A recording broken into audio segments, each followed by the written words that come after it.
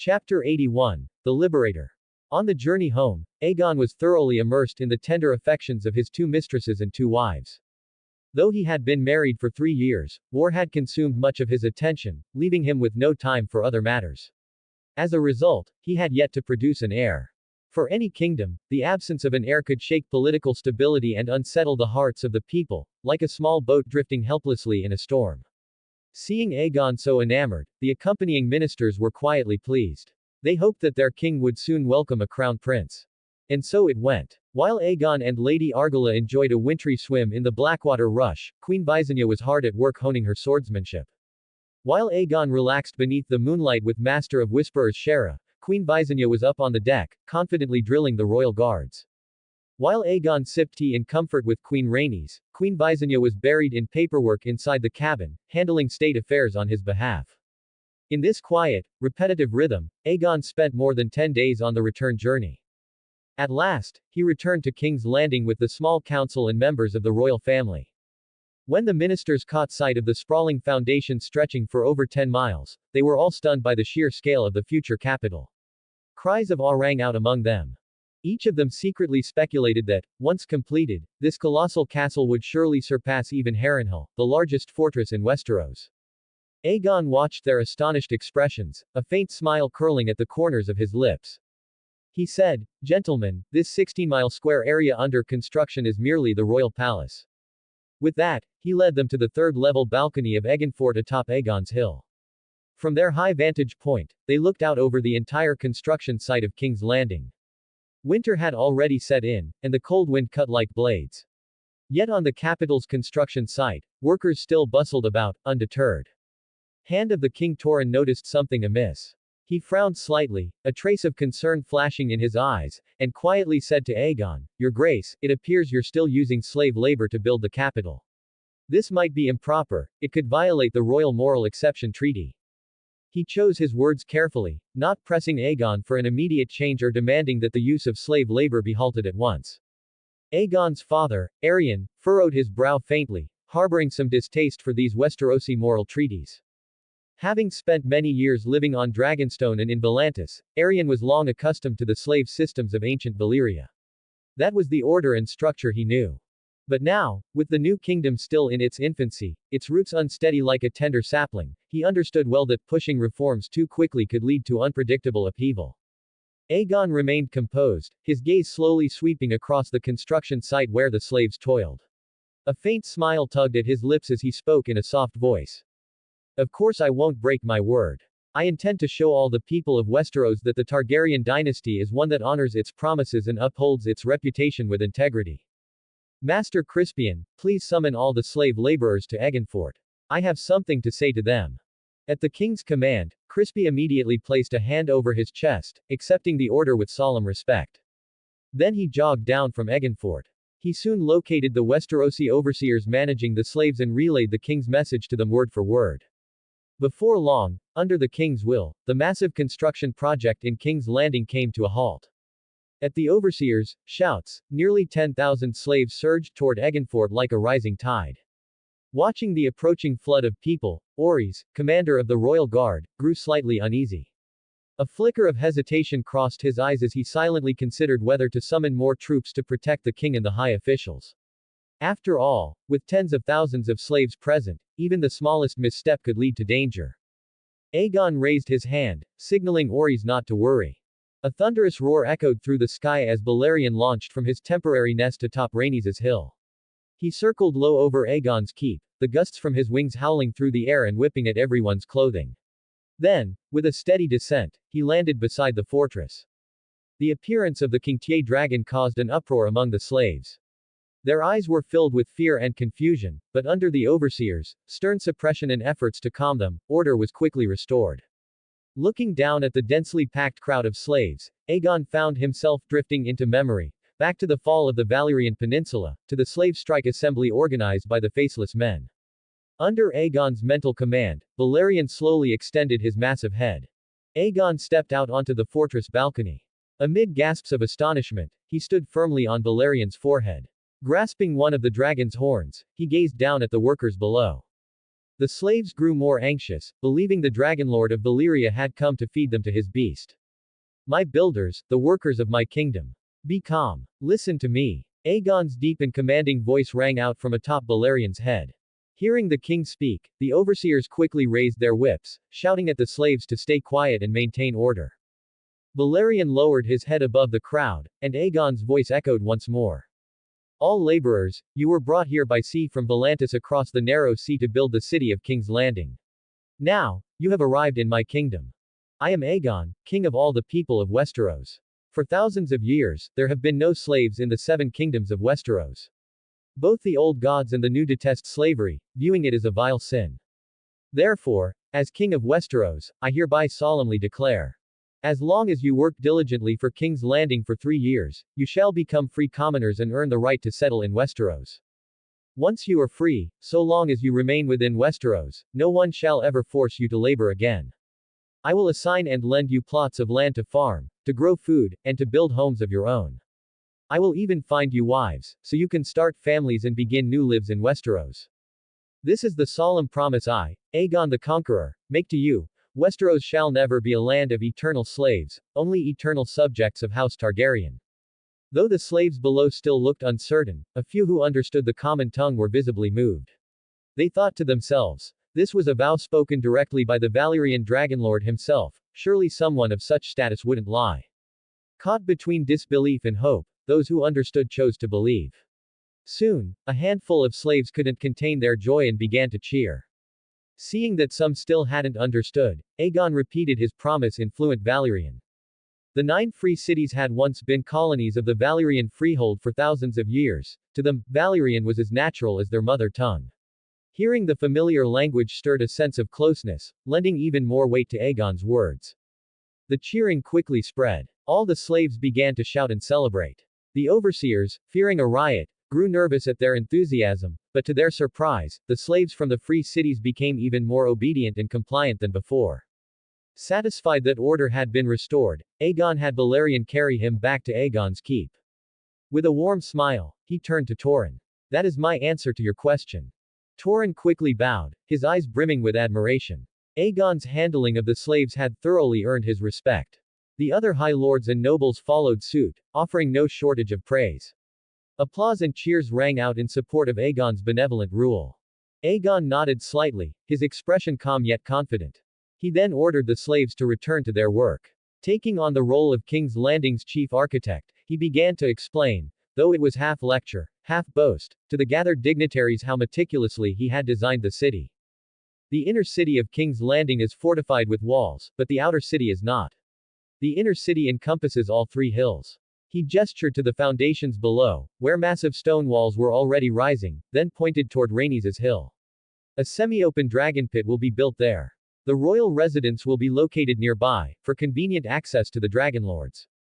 Continuing his explanation from Aegon's keep, he said, the inner city is divided into the outer court, inner court, and the side towers. The outer court is where the royal family and the small council will handle state affairs. It consists of 3 great halls. The inner court is where the king manages daily governance and where the king and queen reside. It contains 3 main palaces. The side towers will house ministers and attendants. There are 7 iron-roofed drum towers, the ballroom tower, the tower of the hand, the maidenbow, the sword guard tower, the dungeon. The members of the small council and noble guests were stunned. They had never imagined a castle could be so complex, with such well-planned functions. The thoughtful division between the inner and outer city showed not only the grandeur of the royal house but also strong consideration for defense. They couldn't help but offer more praise, thoroughly impressed by the king's vision. After finishing his explanation of the inner city, Aegon chose not to elaborate further. The outer city's design was even more intricate, involving residential zones, light industry, military sectors, port storage, and entertainment districts. Some concepts were simply too advanced to explain to them now. Besides, a king explaining every detail would risk diminishing his authority. Anyone truly curious could speak with the master builders. After hearing the overview, the lords had a clear impression of the capital Aegon was constructing. With a wave of his hand, Aegon dismissed the ministers, encouraging them to explore the new capital themselves and experience its layout firsthand. On the 3rd floor balcony of Aegon's keep, only the Targaryen family remained. Aegon, his sisters, and their father, Aerion. Aerion's eyes gleamed with pride. He slowly looked over his children, then turned his gaze toward the bustling construction site in the distance. For a moment, his eyes welled up with tears. Rhaenys stepped forward and gently wiped the corners of her father's eyes. But Aerion turned slightly to avoid her hand, using his sleeve to quietly brush away the tears before they fell. I'm proud of you, Aegon, and both of you, my daughters. The long-cherished dream of House Targaryen has finally come true in your hands. His voice trembled with emotion. Aegon smiled, silently watching Aerion. Faced with his father's emotion, he struggled to find words. Instead, he held Aerion's gaze, listening intently. Aerion placed his hands firmly on Aegon's shoulders. Aegon now stood tall, his height surpassing his father's. Aerion had to tilt his head slightly to look him in the eye, his expression full of hope and gravity. The Targaryen dynasty is just beginning, my child. You must not rush your reforms, but you must also not grow complacent. Neither our enemies beyond nor those within have been dealt with. There are still many, many challenges ahead. More than you can possibly imagine. Aegon's expression turned serious. He nodded solemnly. Aerion's voice rang firm and clear. I will remain steadfast in the Free City Council, continuously delivering the resources our house needs. I understand the deeper intent behind your move to free the slaves. It's to grow the crownlands, population and strengthen the royal family's foundation. A wise decision. I will fully support it. I will arrange for more slaves to be transported here, so that the world may soon call you by a new name, the Liberator. Aegon was deeply moved. He saw in Aerion's unwavering support and selfless dedication the foundation of House Targaryen's rise. Their current strength was built on generations of effort. His own conquest of Westeros had been made possible by the legacy, glory, and perseverance of those who came before him. Countless words surged through his heart, but they settled into just two: thank you. Aerion laughed heartily, clapping his son on the shoulder. No need for such formalities. Just give me more grandchildren, that's enough. Your burden is great. The Targaryen line needs a crown prince to carry on the dynasty, and the chair of the Free City Council must also be inherited by Targaryen blood. The family exchanged smiles. The next morning, sunlight bathed the construction site of King's Landing in a soft glow. Aerion, along with the former Storm King Argilac, boarded a ship that slowly pulled away from King's Landing at the mouth of Blackwater Bay. Cutting through the waves, the vessel sailed toward the narrow sea, beginning their long journey back to the free city of Volantis. If you'd like to support my work and unlock advanced chapters, you can follow me on Patreon. Up to 20 chapters ahead for now. Patreon comp BlurryDream. BlurryDream creators' thoughts. 1 comments 0 vote. Chapter 82. The Queen is pregnant. On the foundation of the construction site in King's Landing, stonemasons were hard at work stacking stones. The outline of the city walls was gradually beginning to take shape, rising steadily from the ground. According to Aegon's meticulously crafted blueprint, Aegon's castle, a structure that had served as a temporary royal palace, had fulfilled its purpose and was now slated for demolition. The site was designated for the construction of the Hall of Conquest, one of the 3 great halls of the outer court, which would eventually become the place where the king received his vassals and foreign envoys. Valyrian sank his massive, razor-sharp claws into the foundation of Aegon's castle. The immense force made the ground tremble faintly. With a deep creak, the towering 3-story wooden fortress was uprooted in one go. The wooden frame of the castle splintered and cracked, nearly collapsing into ruin. Valyrian, as if toying with something utterly insignificant, effortlessly dragged Aegon's castle out of the construction site. In the distant future, the ruins of Aegon's castle would become a treasured relic of deep historical significance, standing quietly in a museum, telling future generations of House Targaryen the tales of a glorious past. From afar, the gathered lords and high officials looked on in awe, their faces filled with amazement. Once again, they were shaken by the overwhelming power of the dragon, a force far beyond the reach of ordinary men. Once Aegon's castle had been safely relocated, the group resumed their inspection of the bustling construction progress in King's Landing. After the inspection, the royal court regrouped and set off in grand procession toward Harrenhal. The convoy traveled upstream along the Blackwater Rush. Several days later, the royal court's longships entered the lake known as the God's Eye, and in the distance, the grand silhouette of Harrenhal came into view. By the time Aegon set foot in Harrenhal, the maesters from the citadel in Aldtown had already arrived ahead of him. They hurried back and forth through the castle, passing along crates of books in relay. Box after box was transported into Harrenhal until the volumes piled up like mountains. Aegon could already envision the flourishing future of scholarly pursuit and prestige that the new citadel would achieve. It had taken considerable effort on Aegon's part to persuade the conclave of the citadel to allow the transfer of these books. Behind the scenes, the influence of House Hightower was not to be overlooked. Though they presented it as assistance, there was an underlying tone of coercion in their actions. After all, House Hightower was the primary financial backer of the citadel.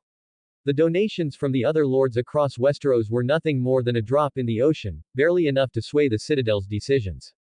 As a token of appreciation, Aegon offered House Hightower political rewards in return. He promised that in the upcoming campaign to conquer the Iron Islands, Valyrian would give priority to supporting the naval forces under House Hightower's command, aiding them in their efforts to take the Isles. After arriving, Aegon made detailed plans for the 5 main towers of Harrenhal. Kingspire Tower, due to its unique status and significance, was reserved as the royal residence. It was renamed Dragonlord Tower. The ministers were assigned to the subsidiary buildings of Dragonlord Tower. Though not lavishly decorated, the rooms were quite comfortable, providing a restful environment for officials to recover after long hours of governance. Aegon designated animal symbols for the remaining 4 main towers of Harrenhal and assigned each one to a different academic domain of the citadel. The Magic Tower, Dragon, a gathering place for scholars pursuing arcane knowledge. Here, schools of witchcraft, magic, black medicine, and warging would thrive. The Academic Tower, Eagle, the hub for schools of humanities, astronomy, art, and law.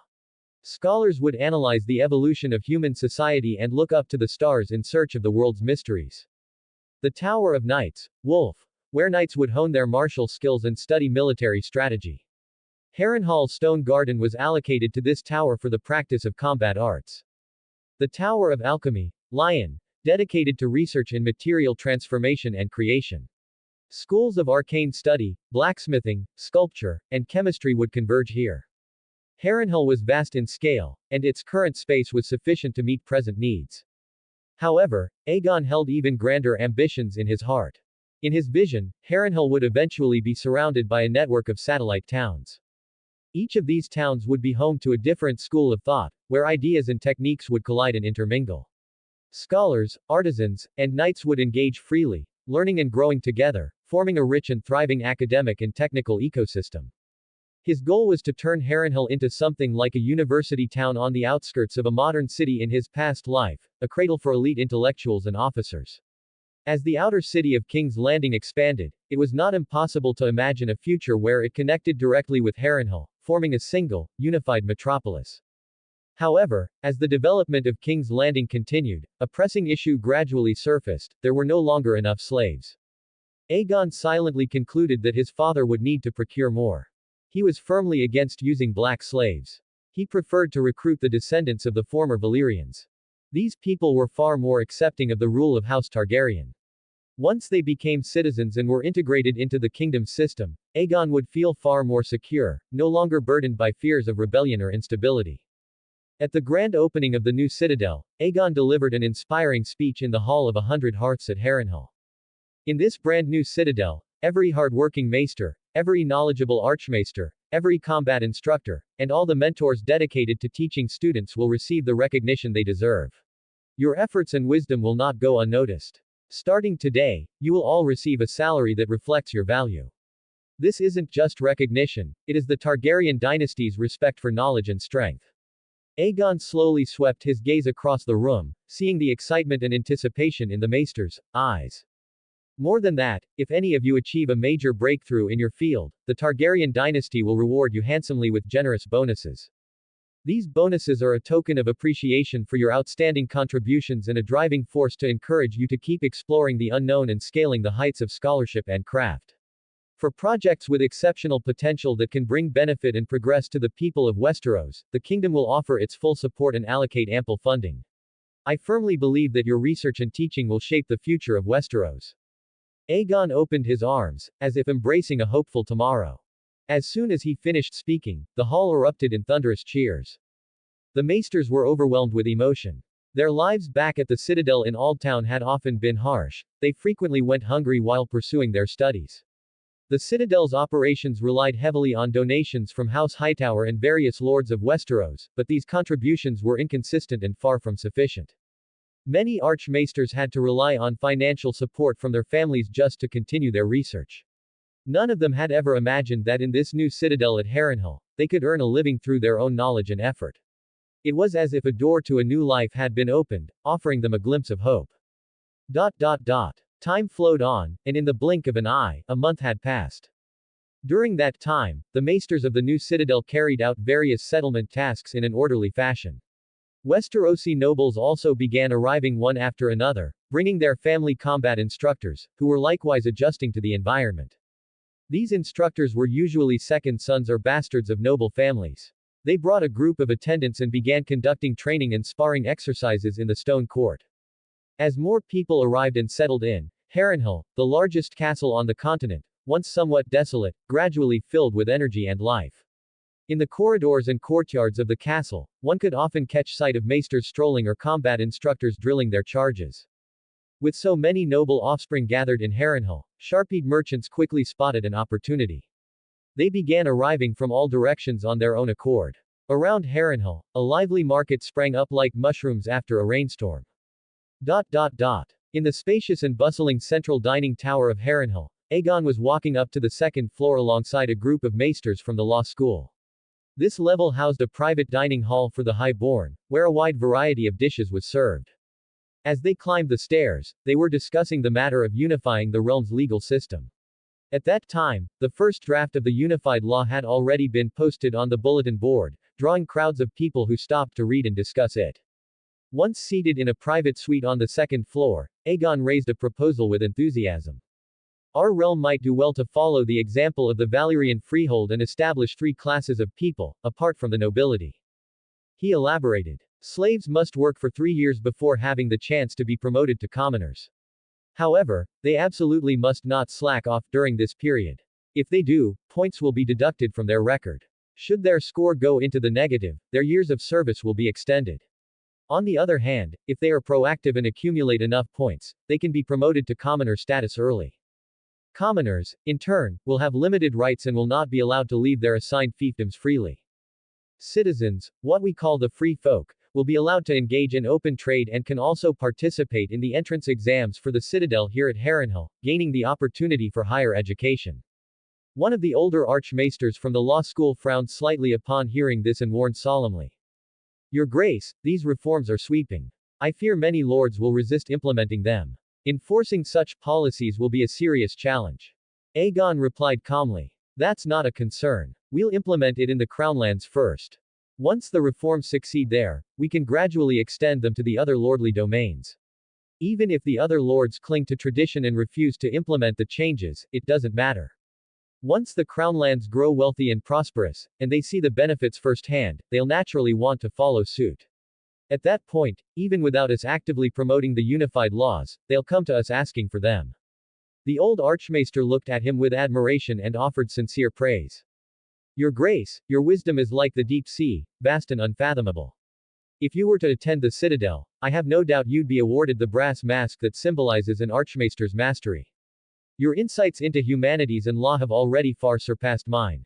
Aegon smiled modestly and replied gently. I'm merely thinking a little further ahead than most. When it comes to the technical details, I'll always rely on the expertise of your law school. After the meal, Aegon went straight to the stone court. Today was his first official session teaching swordsmanship to the noble youths gathered at Harrenhal. Just as he had expected, none of these noble children had chosen the academic tower or the eagle tower upon arrival. Nearly all of them had rushed to join the wolf tower instead. They had come, without exception, for the royal swordsmanship of Valyria that Aegon had mastered. Each of these noble sons was accompanied by several, sometimes even dozens, of knightly retainers and household servants, making their arrival even more imposing than that of the martial instructors who had come before them. Many of them had also brought their family's ancestral sword techniques, precious combat arts such as the 100 Needles sword technique, the seagull sword technique, and the fence sword and shield technique. Today, these valuable martial manuals were safely stored within the martial arts hall of the Wolf Tower. Even after acquiring these techniques, Aegon did not rest. He continued to actively gather martial arts from across Westeros and even the distant lands of Essos, determined to build the martial arts hall into a grand repository of the finest combat styles the world had to offer. Aegon arrived at the training ground and stood tall before the gathered children. Acting in his dual role as king and headmaster, he addressed them with a commanding presence. I am both your king and the headmaster of the new citadel in Harrenhal. Today, I will teach you personally. However, this opportunity comes only once, right now. I will demonstrate the Valyrian royal swordsmanship myself, and how much you can learn from it will depend entirely on your own abilities. Watch carefully. The Valyrian royal swordsmanship consists of a total of 108 forms, including 12 foundational strikes. Aegon, using the chip to analyze and refine the techniques, had merged the subtlety of various Valyrian sword styles with the sword forms of Daemon, blending them with Valyrian military swordsmanship. With effort, he performed over 100 continuous techniques in a fluid and coherent demonstration. His swordplay blended power with grace, at times bold and sweeping, at times as precise and nimble as a horned antelope's leap, then suddenly turning vicious and lightning fast with lethal precision. It was a dazzling display, a feast for the eyes, leaving all who watched completely entranced. The children stood wide-eyed, their minds blank from the sheer brilliance and complexity of what they had just witnessed. They were utterly stunned. Yet even in their daze, they could clearly sense the elegance and mastery in His Majesty's movements. After completing the demonstration, Aegon offered a few words of encouragement before decisively entrusting the teaching duties to the sword instructors of House Targaryen and House Stark. After all, as king, his responsibilities were many. It would be impossible for him to personally train a large group of students in detail. Only in the rare event that one of them proved to be a once-in-a-generation talent might they be fortunate enough to receive direct instruction from Aegon himself, a rare honor they would never forget. Aegon then used the chip to integrate several Valyrian sword techniques, synthesizing them into a new version which he stored in the martial arts hall. This so-called royal swordsmanship was deliberately designed to be impossible for the average person to fully master. Even if the noble youths practiced relentlessly, they would only ever be able to grasp the first 12 transformation forms and 3 of the foundational strikes. The remaining dozens of variations and foundational strikes, though beautifully crafted in form and appearance, were purely ornamental. They were empty movements, flashy for display, but with no true utility in actual combat. Aegon wasn't concerned about this deception being exposed. If they failed to master it, that was a reflection of their own lack of talent. After all, if anyone could easily learn the most powerful sword technique on the continent, wouldn't that make the title of Westeros's strongest warrior far too cheap? While Aegon devoted himself to building the new citadel, Queen Visenya assisted him in handling government affairs. Sometimes, when Aegon was too busy to attend to all his duties, Queen Visenya would preside over the small council in his stead. At first, the small council was critical of Queen Visenya acting on behalf of the king, but as time passed, Queen Visenya gradually won them over with her outstanding political skills, and they slowly began to accept her leadership of the Targaryen dynasty. Queen Visenya's influence in the kingdom continued to grow as Aegon delegated more and more power to her. When many nobles sent their children to Harrenhal to study, after paying their respects to King Aegon, they would also make a special request to see Queen Visenya. Queen Visenya would graciously receive each of the nobles and kindly encourage their children, which made the nobles respect her even more. In stark contrast to Queen Visenya, Queen Rhaenys remained true to her old ways. She monopolized all of Aegon's free time, wishing she could spend every night with her husband, exercising, to her heart's content. Lady Shera and Lady Argilla were extremely dissatisfied with Queen Rhaenys' excessive clinginess towards Aegon. In order to win Aegon's affection, they sometimes even had to appear together in the king's bedroom. Time flew by. Harren and King's Landing were like two young seedlings growing vigorously, developing and growing in an orderly manner under Aegon's careful cultivation. The naval preparations in the Riverlands and the Reach were also advancing simultaneously. After Aerion returned to the Free City Council, he gathered the forces of the 3 great kingdoms of Volantis, Myr, and Lee to send 50 ships to Aegon, greatly strengthening the naval power of the Targaryen royal family. Arriving in Westeros with this fleet were dozens of Grand Maesters from Myr, alchemists from Lee, and thousands of slave laborers. As the Speaker of the Free City Council, Aerion had the decisive vote among the 14 permanent members. House Targaryen held 4 seats and the Stormlands held 2, giving the Targaryen dynasty nearly half of the seats in the Free City Council. Although 6 other free cities had formed an alliance against the Targaryen dynasty, Aegon successfully won over 2 of the free cities, giving the Targaryen dynasty more than half of the votes. The Free City Council's primary strategy is now to seize the slave trade in Slavers Bay. Slavers Bay, adjacent to the free city of Volantis, is the largest slave market in the known world, which has created favorable conditions for Aegon to continue transporting slaves to the crownlands of Westeros. The slave population in Aegon's crownlands grew almost daily. He did not need to worry about slave revolts, because he was the first to give slaves the goal of liberation, so slave laborers had hope and naturally did not resist work excessively. Moreover, Aegon's treatment of them was not particularly harsh. Even if there were restless slaves who had been enslaved due to crimes, they would be identified by slave overseers and assigned to extremely difficult and dangerous work areas to wear themselves out. Among the 3 dragons of the Targaryens, Vhagar and Meraxes lived in Rhaenys' Hill in King's Landing. If a slave revolt broke out, they would have no qualms about turning the troublemakers into their dinner. Even if these 2 dragons were unable to respond in time, Aegon could fly from Harrenhal at full speed on Valyrian and arrive in a matter of minutes to provide backup. Time continued to pass quietly. One day, Queen Visenya was attending to government affairs in Kingspire Tower.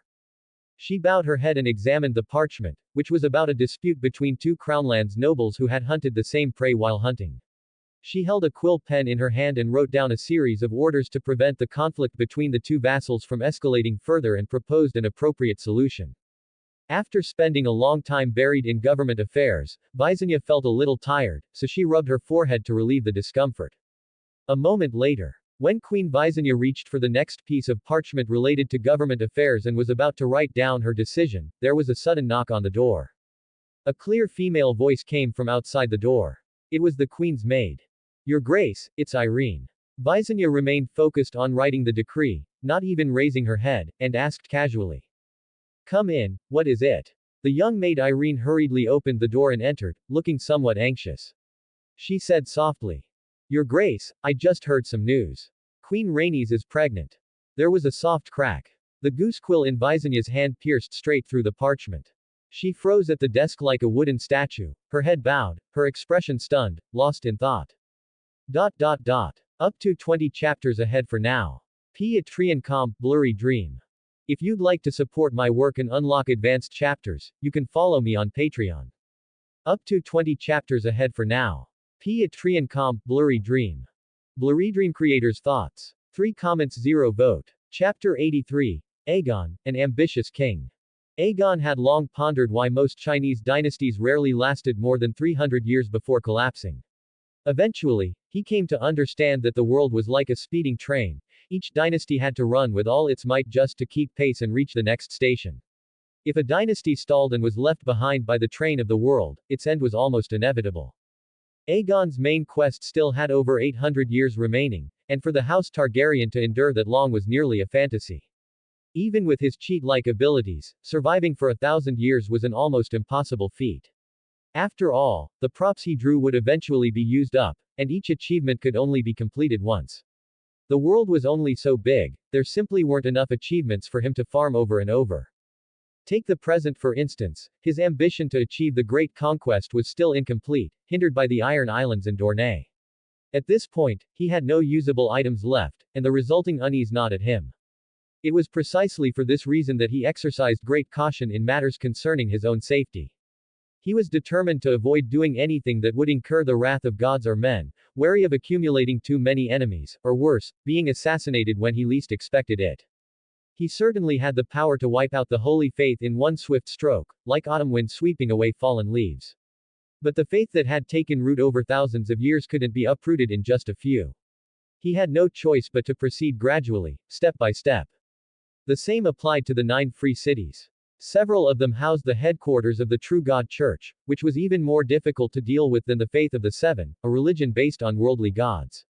Though Valyrian was unmatched in this world, Aegon was well aware that he was not invincible. He vividly remembered that swim he took with Lady Argilla in a river during his return to King's Landing. It had just been a simple test, yet it left him with a cold and fever that lasted an entire day. In a medieval setting like this, a persistent high fever could very well be fatal. His father, Aerion, had once warned him with words that had now become Aegon's unshakable rule of conduct. Our family has many, many problems and enemies to face. More than you can possibly imagine. For now, while subtly spreading Valyrian culture and the Eastern culture of his past life, Aegon was also carefully disguising himself. He worked hard to ensure that, in the eyes of outsiders, the Targaryen king looked no different from the natives of this land. Such concealment served to lower the guard of both enemies and potential rivals. And only by doing so could he steadily work toward his true goal, establishing a centralized Targaryen dynasty where the royal house possessed enough power and authority to lead this new realm forward, breaking free of the 3-century curse that doomed dynasties to rise and fall in cycles. This line of thinking would push House Targaryen toward growing strength and prosperity, and that was precisely the future Aegon longed for. He had once read on a gaming forum in his previous life that true gods came in many different forms. Some were born purely of faith and known as gods of belief. Some originated from nature spirits and held dominion over the natural order, these were nature gods. Some were formed from concentrated, extreme emotions, evil gods. And some were flesh gods, mortals who had transcended racial limits through continuous evolution. Among all these types of true gods, there was one particularly unique kind, race gods. Their divine power rose or fell depending on the strength and prosperity of their race. Aegon privately speculated that the type of godhood rewarded for completing his main quest was most likely that of a race god. Thus, striving to enhance the glory and might of House Targaryen and its dynasty, even after ascending to godhood, was not only sensible but clearly the right choice. Aegon was a king with ambition. If he were content with merely securing his claim to Westeros, there would have been no need to go to such lengths building a new citadel in Harrenhal. Knock, knock. A knock came at the door.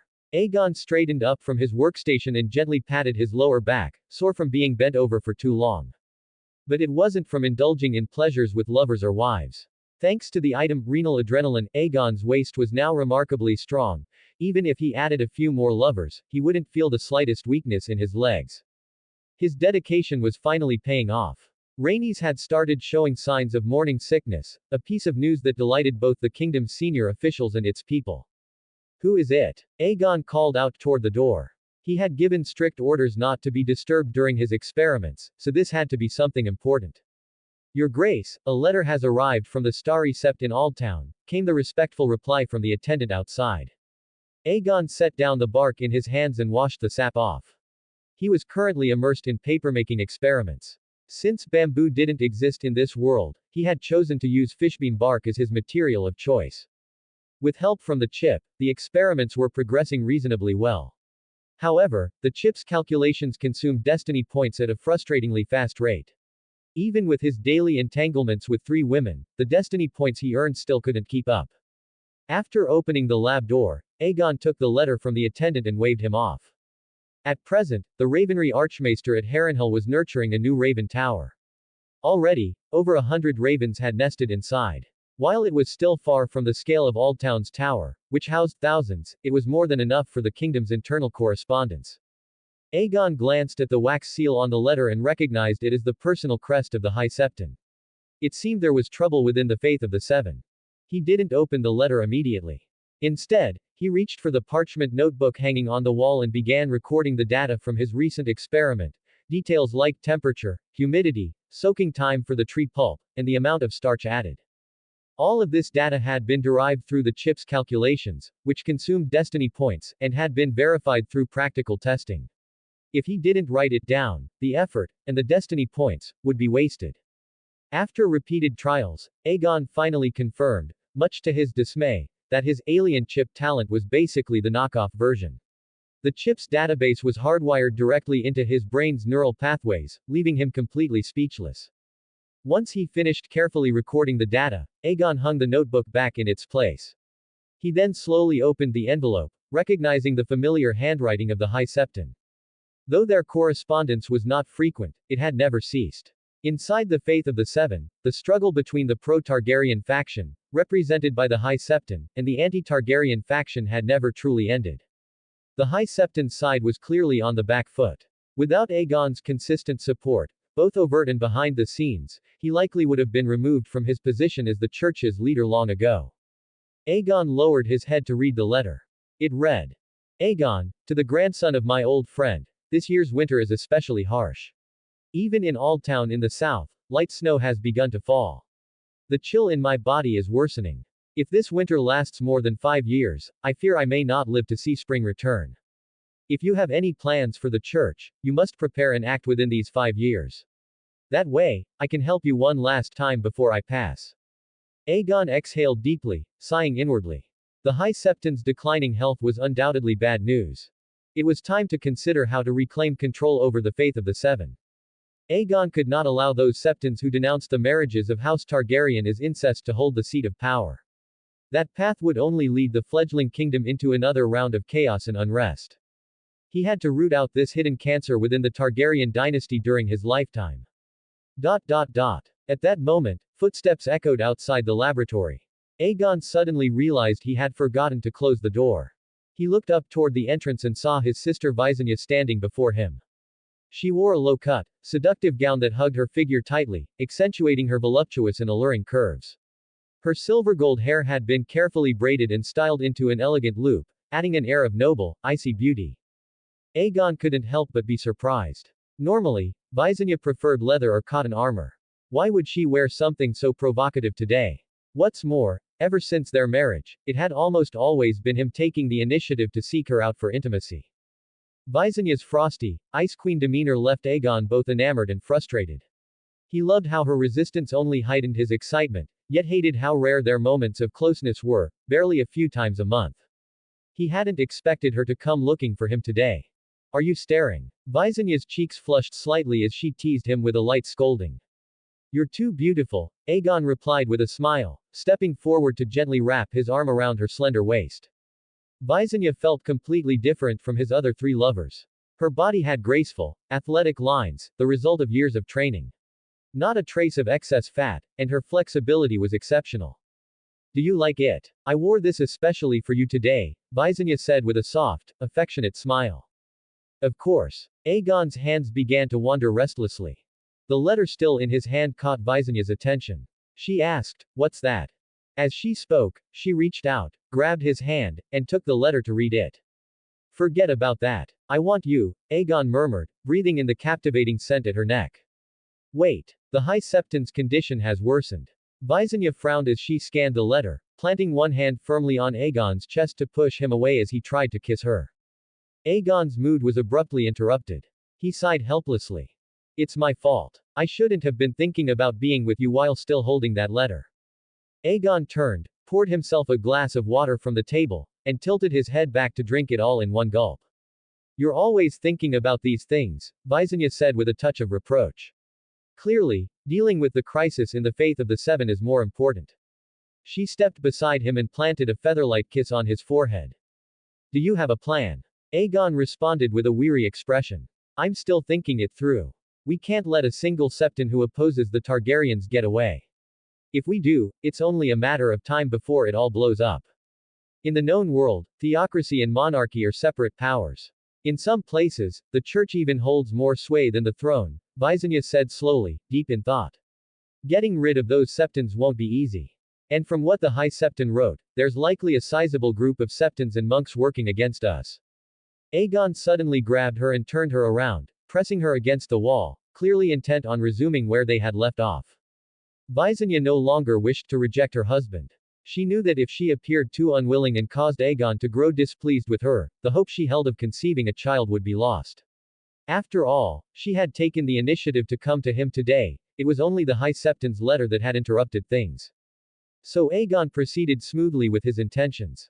But Visenya had a slight case of perfectionism, and she found it difficult to fully focus on anything else until her mind had settled a lingering issue. Even in the midst of their intimacy, her thoughts continued to churn. Just as she was nearing a peak, a flash of inspiration struck her. She blurted out quickly, "Why don't you convert to the faith of the Seven?" Aegon was completely engrossed in the moment and only responded instinctively, "What? If you convert and become head of the church, wouldn't you have the authority to deal with those Septons?" Visenya explained patiently. Hiss. What a brilliant plan, Aegon said with admiration. What do you mean, brilliant? Visenya asked. Your clever mind, and everything about you, is brilliant. Aegon turned her to face him, their movements growing more urgent. Stop thinking so much. Just focus on this moment. A faint blush colored Visenya's face as she softly said, "Be gentle." Up to 20 chapters ahead for now. Patreon.com, BlurryDream. If you'd like to support my work and unlock advanced chapters, you can follow me on Patreon. Up to 20 chapters ahead for now. Patreon.com, BlurryDream. Chapter 84, Looking Up at the Stars.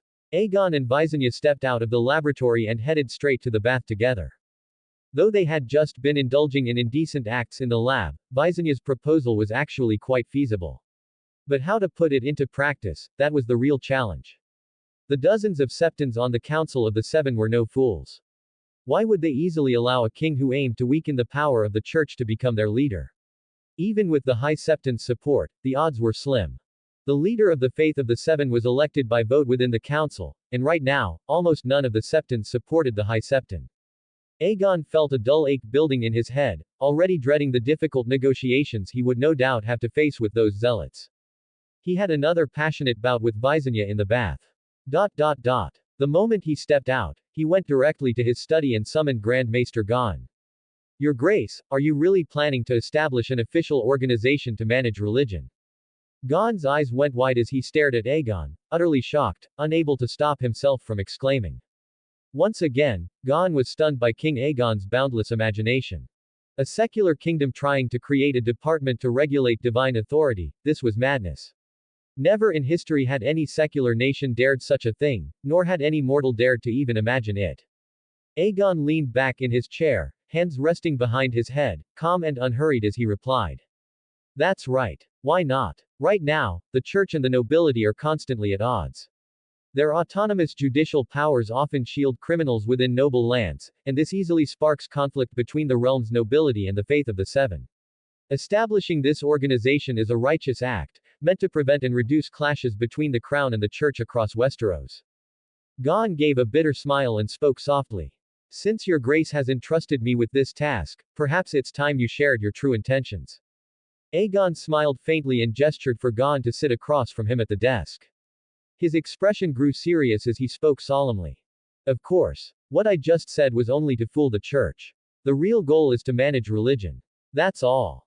He gently pushed a cup of tea toward Gon. With a slightly trembling hand, Gon picked up the cup and said. This won't be easy. He knew full well, his own father was the High Septon. Although their relationship hadn't been publicly acknowledged, Gon was intimately familiar with the domineering ways of the Faith of the Seven. If the crown dared to enslave the church, the fanatics within it would surely go berserk. If it were easy, I wouldn't have called you here alone to explain it in detail. Aegon nodded at him, then placed his hands on the desk. Your father's condition has been worsening lately. The Faith of the Seven is beginning to spiral out of control. If the beasts within the realm go rabid, this kingdom we've only just stabilized will fall back into chaos. I want you to take his place as High Septon once his tenure ends. That's why I allocated funds to create this department. The kingdom's Religious Affairs Bureau must help devise a plan for me to ascend smoothly to the position of the church's leader. Once I become the head of the seven gods, I'll have full control over all religious matters in the realm, and the Religious Affairs Bureau will no longer be a mere fantasy. Gon looked at Aegon and, deep in thought, took a sip of tea. He had also received letters about his father's declining health. His father had even warned him to beware of the radical fanatics within the local churches.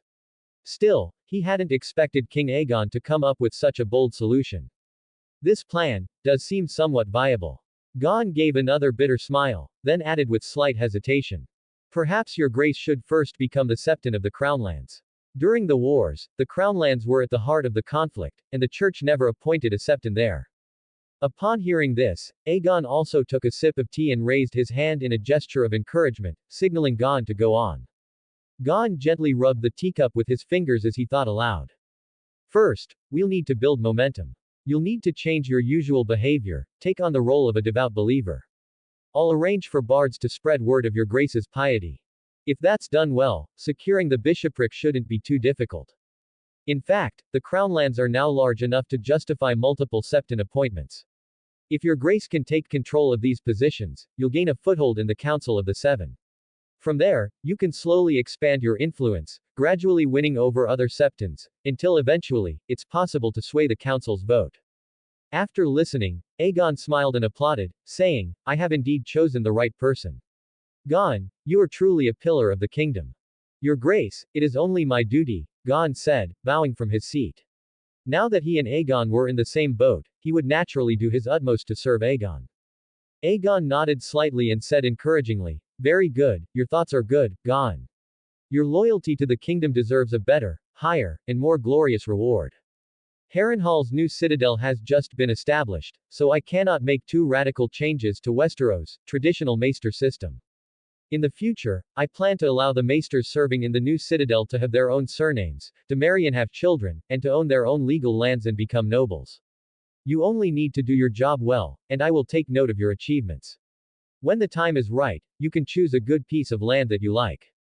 Gon was once again stunned into silence, his lips trembling but unable to utter a complete sentence.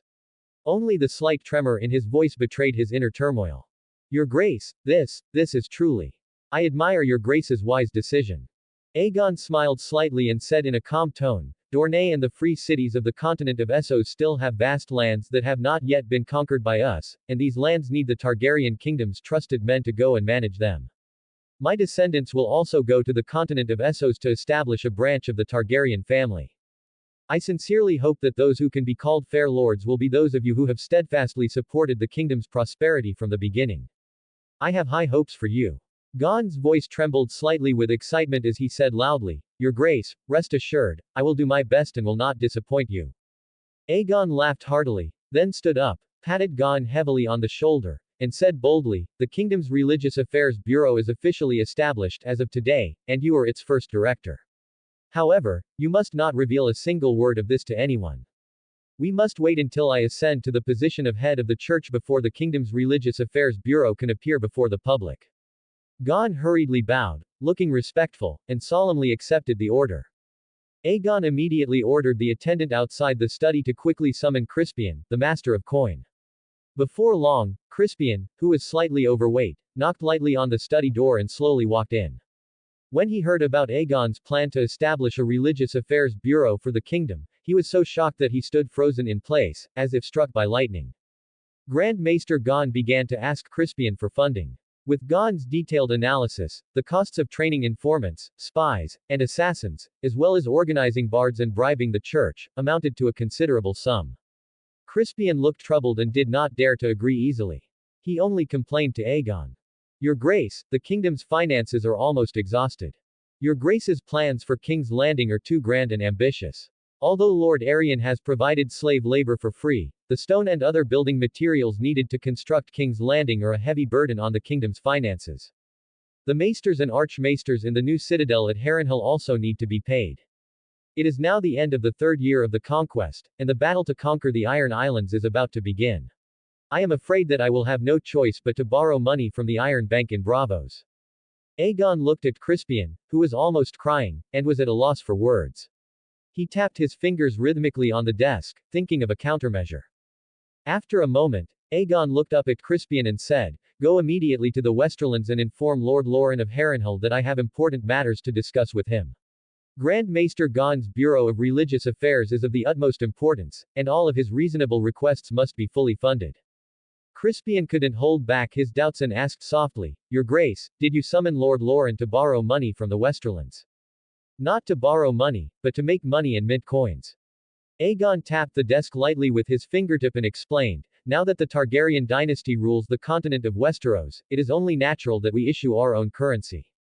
I plan to establish a dragon treasury, similar to the Iron Bank, alongside the launch of our kingdom's universal coinage. Although the gold mines in Golden Tooth are still being worked, the output is far too slow. House Lannister has been mining gold for thousands of years, they lack nothing in that regard. I want to bring them in. The initial capital for the dragon treasury will be raised from the great lords of the realm.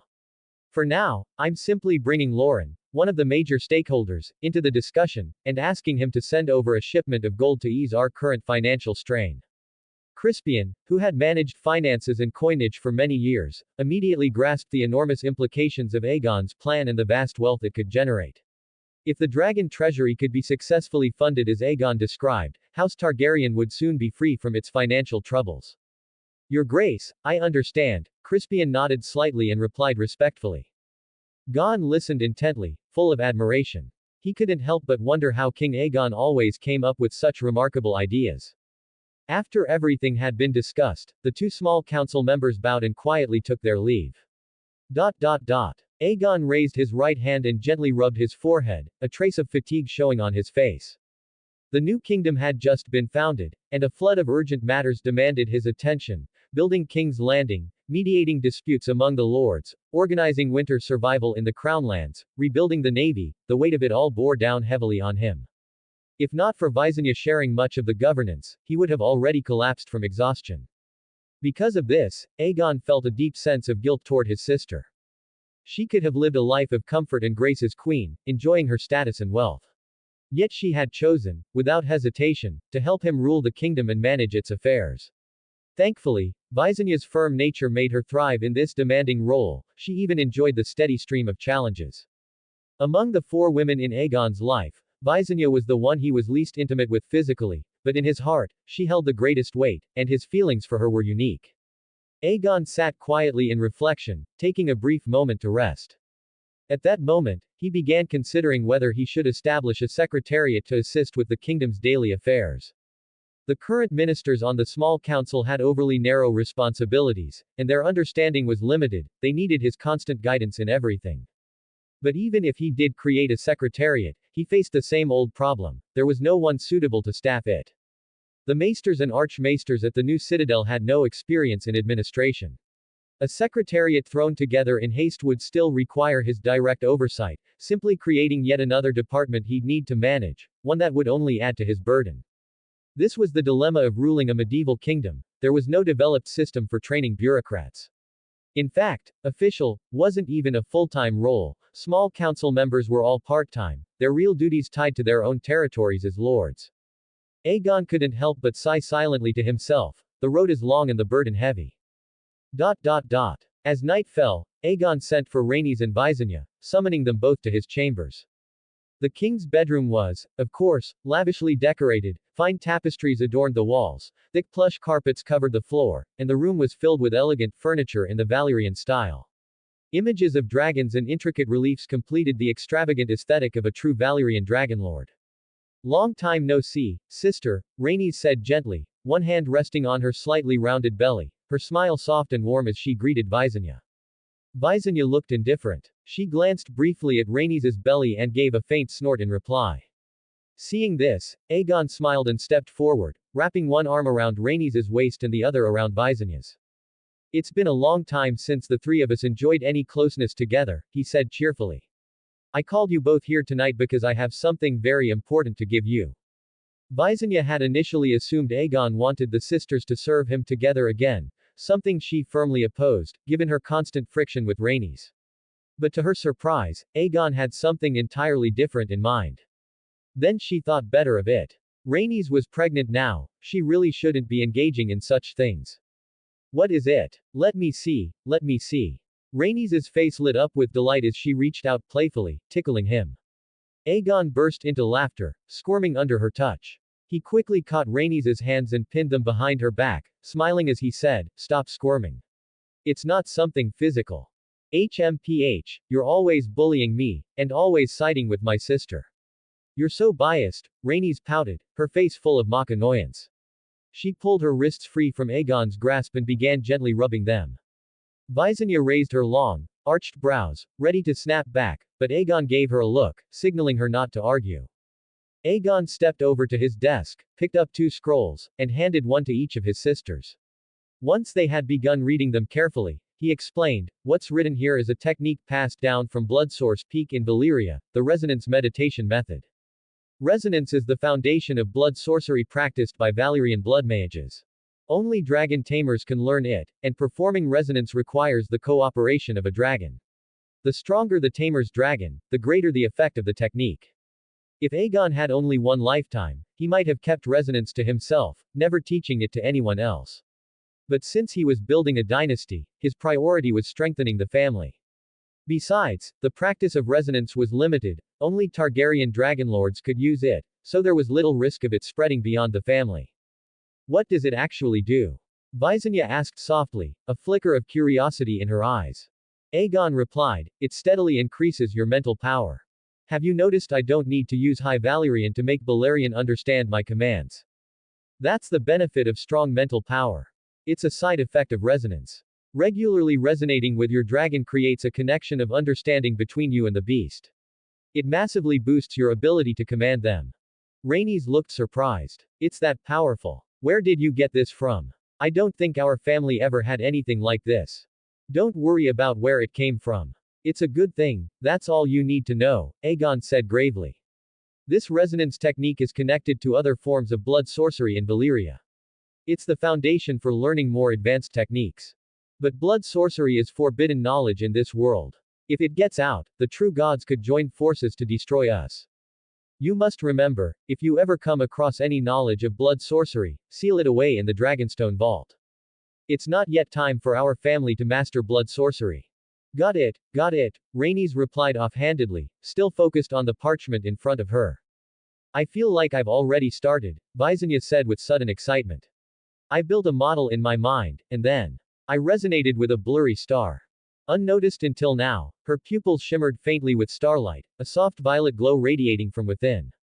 Aegon noticed Visenya's state and instinctively followed her gaze to the bedroom window. Tonight's sky was clear and cloudless, the stars outside sparkling brilliantly. His expression changed in an instant, and he rushed to shut the window. The connection from the resonance technique was severed in that moment. Visenya faltered, a sudden dizziness washing over her. Her body swayed as she staggered back and collapsed into the nearby chair. Aegon hurried to check on her. Once he was sure she was unharmed, he let out a long breath, then turned to both sisters with a serious warning. When practicing the resonance meditation method, never look up at the stars. Why? Rhaenys asked. Aegon's face was grim, his voice solemn. Because there are gods in the stars. Visenya shook her head forcefully, still disoriented. She had the eerie sensation that something unknown from the stars had entered her eyes, and now everything she saw seemed doubled. Are you all right? Aegon brought over a cup of water and handed it to her gently, concern in his voice. Visenya gave a small shake of her head and offered Aegon a faint smile. Up to 20 chapters ahead for now. Patreon.com, BlurryDream. If you'd like to support my work and unlock advanced chapters, you can follow me on Patreon. Up to 20 chapters ahead for now. Patreon.com, BlurryDream. BlurryDream creators' thoughts. 2 comments 0 vote. Chapter 85, The Dragonlord's Vault. Visenya rubbed her temples, feeling lightheaded, and returned early to the queen's chambers to rest. Seeing her in such a state, Aegon couldn't help but feel concerned, but Visenya softly reassured him that she was simply a bit tired. Aegon had no choice but to let her rest in peace. At the time, Rhaenys was also newly pregnant, so after some thought, Aegon went to rest at Lady Argilla's estate. A few days later, Crispian and Lord Loren exchanged letters. Lord Loren inquired why the king had summoned him.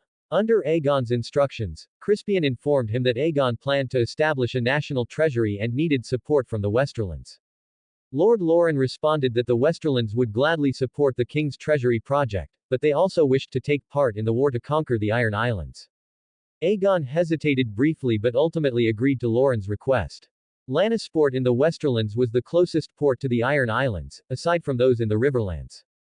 Originally, Aegon had intended to use the Iron Islands campaign as a competition between the Riverlands and the Reach for the title of Lord Paramount. The combined naval forces of those two regions were already more than sufficient to conquer the Iron Islands, even without the added advantage of the royal fleet and dragons. But if the Westerlands wanted a share of the conquest, so be it.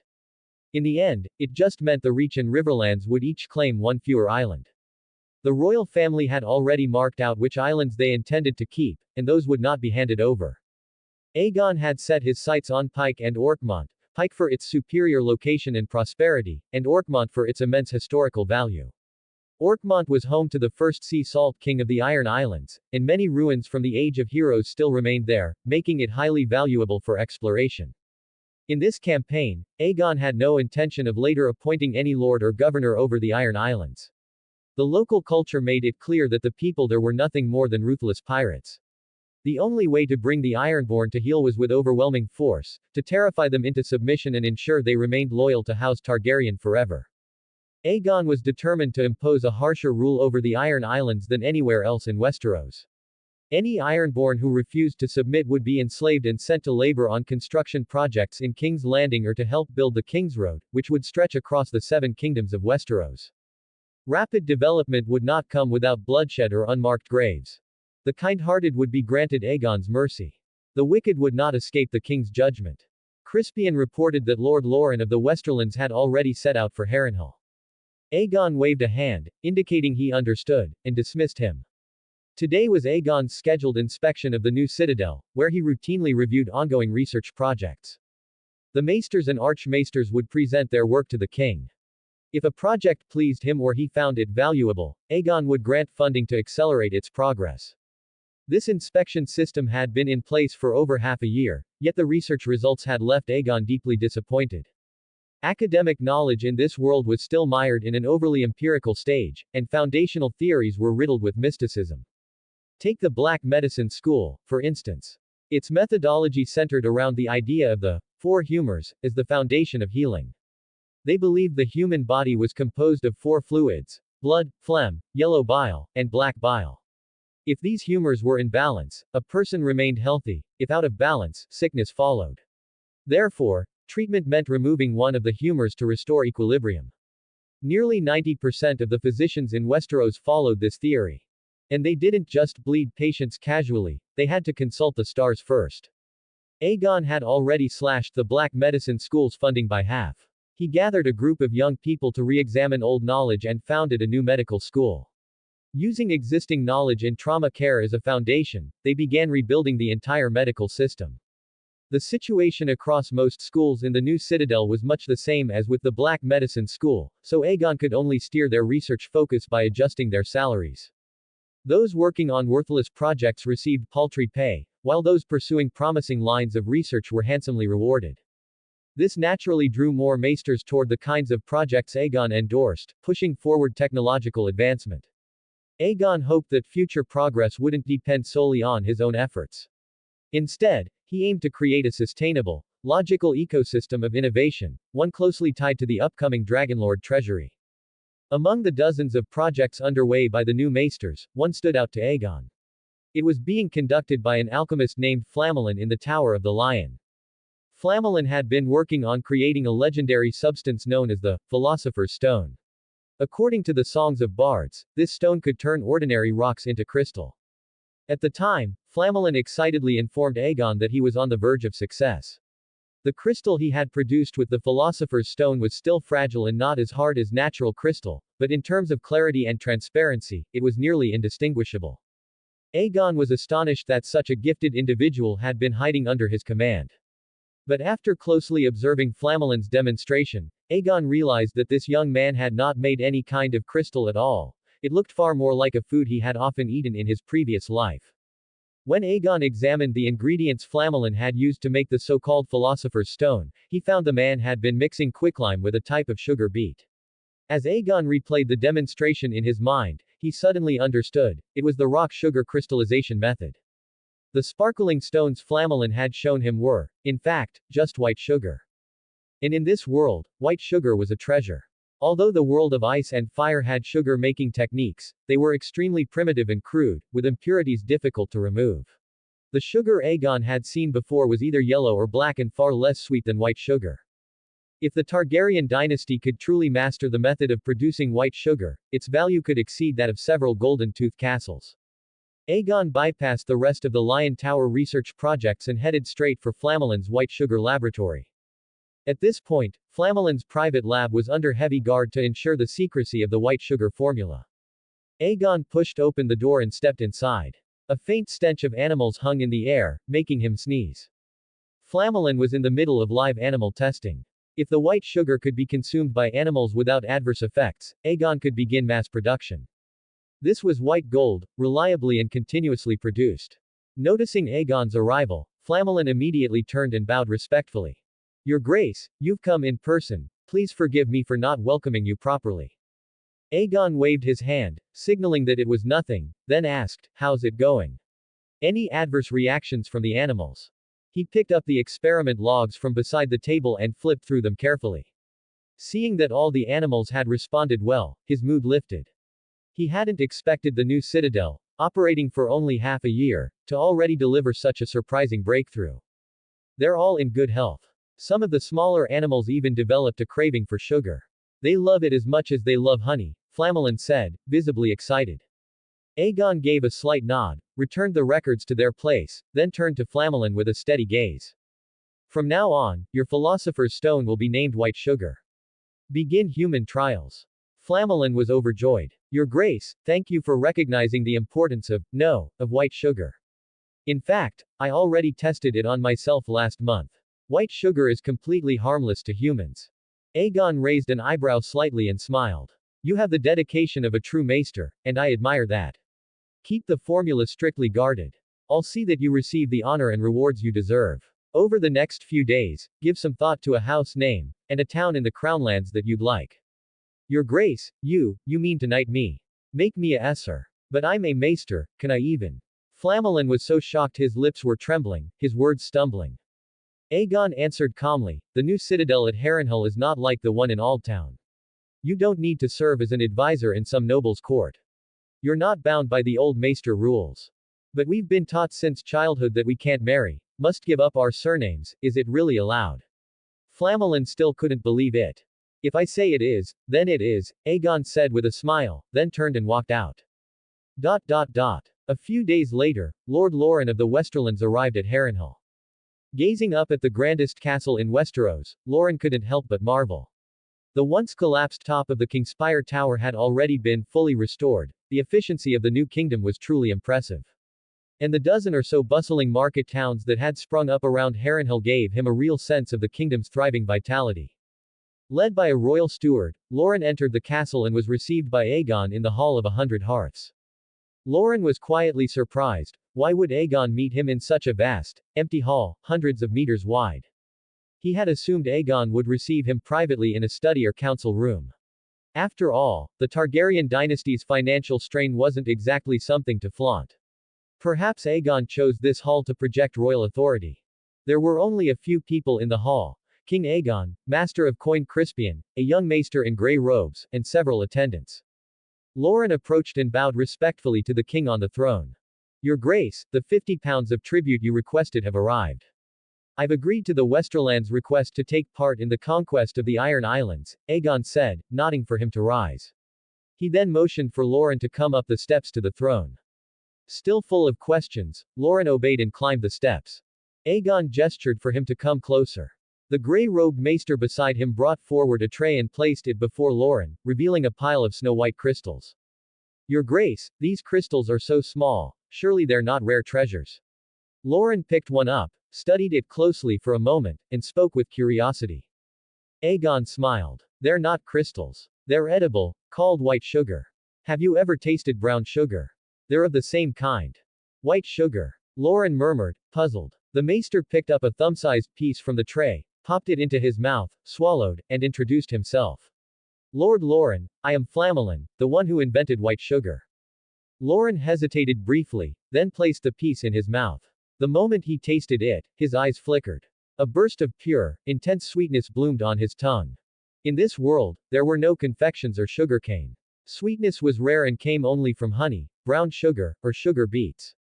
Due to limitations in processing, brown sugar was far less sweet, and compared to white sugar, the difference was stark. Loren immediately recognized the extraordinary value of what he had just tasted. How is it? Aegon asked. It's delicious, remarkably sweet. Loren nodded. Though born into Westeros's ruling class, he had never tasted anything so purely sweet. Does your Grace intend to trade this white sugar for the Westerlands gold? Aegon shook his head. The Dragonlord treasury I'm establishing is no petty venture. The gold you're offering might barely cover our immediate financial shortfall, but it's far from enough for founding the treasury. Then, what are you suggesting, Your Grace? Loren asked with interest. You want more gold from the Westerlands. That's not impossible, as long as Your Grace is willing to provide the recipe for this sugar. Aegon tapped the armrest of the throne, cutting him off. The white sugar recipe will not be sold. But since you recognize its worth, we can move forward. I plan to use white sugar to establish a trade guild. You've heard of the shareholder guilds in the Valyrian Freehold, I assume. The White Sugar Guild will auction off 49% of its shares. If you're interested, you may buy them with gold. The Dragonlord Treasury will also be a joint stock entity, though its shares will be even more limited. The crown will sell only 25%. Loren lowered his gaze, considering. Though joint stock ventures were uncommon in Westeros, they were widespread across the free cities in ancient Valyria. He understood it well, just a form of partnership, with profits distributed yearly based on shares. For a house descended from Valyria, adopting such a system made perfect sense. What does it cost to make this white sugar? Lauren asked. Aegon turned to Flamelin and gestured for him to answer. Flamelin replied, Your Grace, white sugar isn't hard to make. The cost is about the same as brown sugar, just a few sugar beets are needed. Lauren drew a sharp breath. He hadn't expected something so crystalline and refined to be so inexpensive. Flamelin added, White sugar will be all the rage among the nobility. Its value, Lord Lauren, should be clear to you. How much is each share of the White Sugar Guild? Lauren asked Aegon. Whatever the price, House Lannister will buy it all. Aegon clapped lightly. Flamelin set down the tray of white sugar and brought forward another tray, this one bearing 3 coins, 1 gold, 1 silver, and 1 copper. Lauren picked up the gold coin and turned it over in his fingers. On one side was the 3-headed dragon. On the other, a profile of King Aegon himself. At Aegon's signal, Crispian, the master of coin, explained, These are the kingdom's newly minted official coins, the Golden Dragon, Silver Moon, and Copper Star. Their values are measured on a base 100 scale.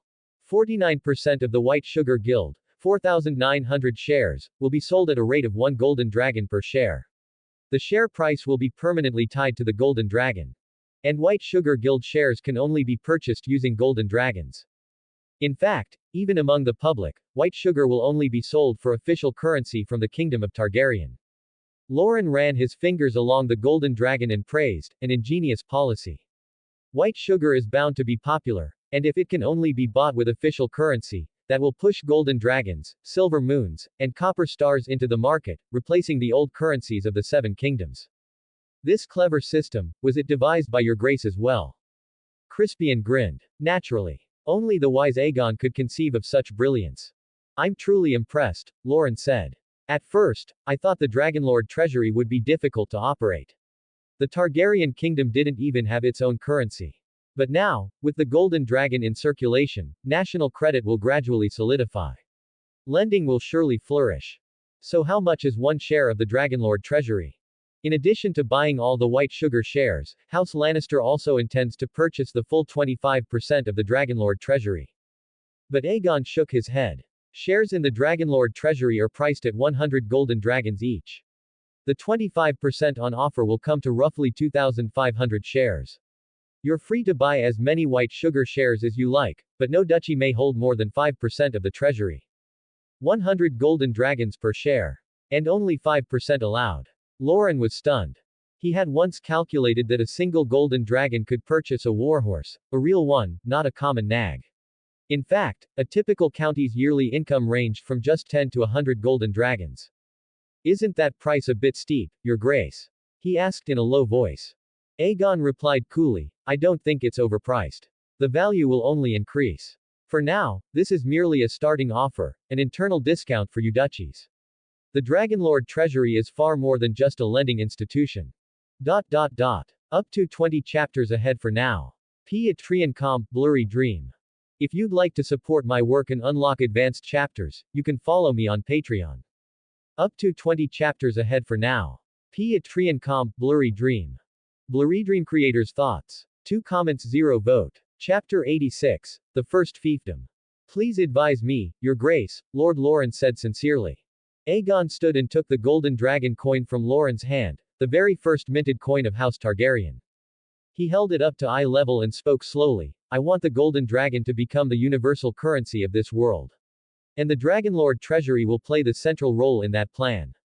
The Targaryen dynasty will conquer one barbarian kingdom after another. Once these old kingdoms are divided among lords and ministers, won't they need to rebuild their lands? The Dragonlord treasury will be their source of funding. But this isn't a loan, it's an investment. Just like buying shares in the White Sugar Guild. Our kingdom's exclusive goods, like white sugar, can only be bought with golden dragons. That means other nations' currencies will gradually disappear from circulation. The Dragonlord treasury holds the right to mint coins, and just from that, the revenue will be immense. When our kingdom grows powerful enough, the Dragonlord treasury will become the safest vault in the world. Wealthy merchants will deposit their fortunes in its secure halls, and the treasury will charge interest. That interest alone will be massive, far beyond the revenue of a few duchies. Once the world's richest store their wealth in our vaults, we will, in effect, hold their fortunes in our hands.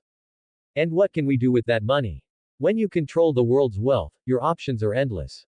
For example, we could buy up every grain of food in a hostile kingdom.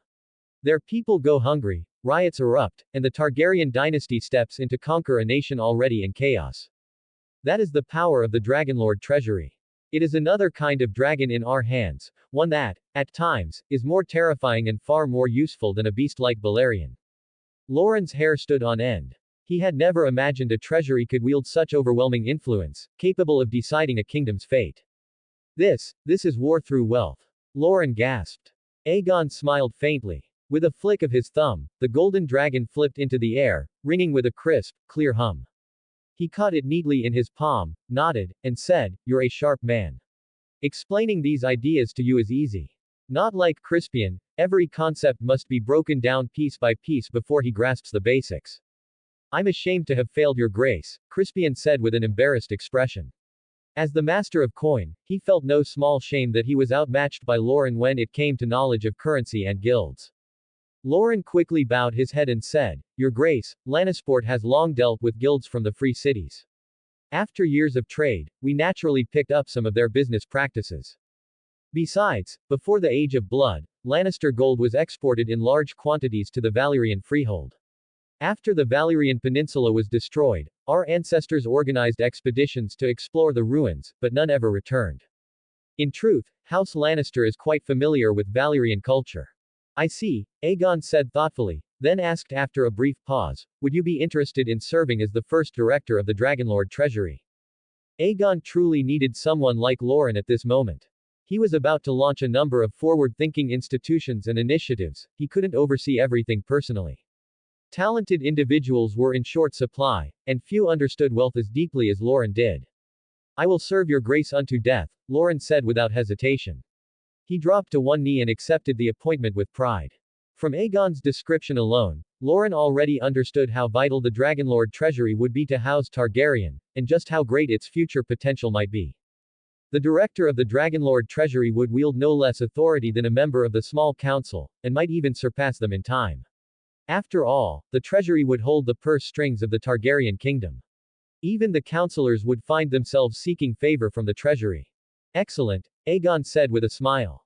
"In the beginning, the work will be complex and demanding, but the realm will never neglect those who serve it with devotion. If you achieve results, you will be richly rewarded."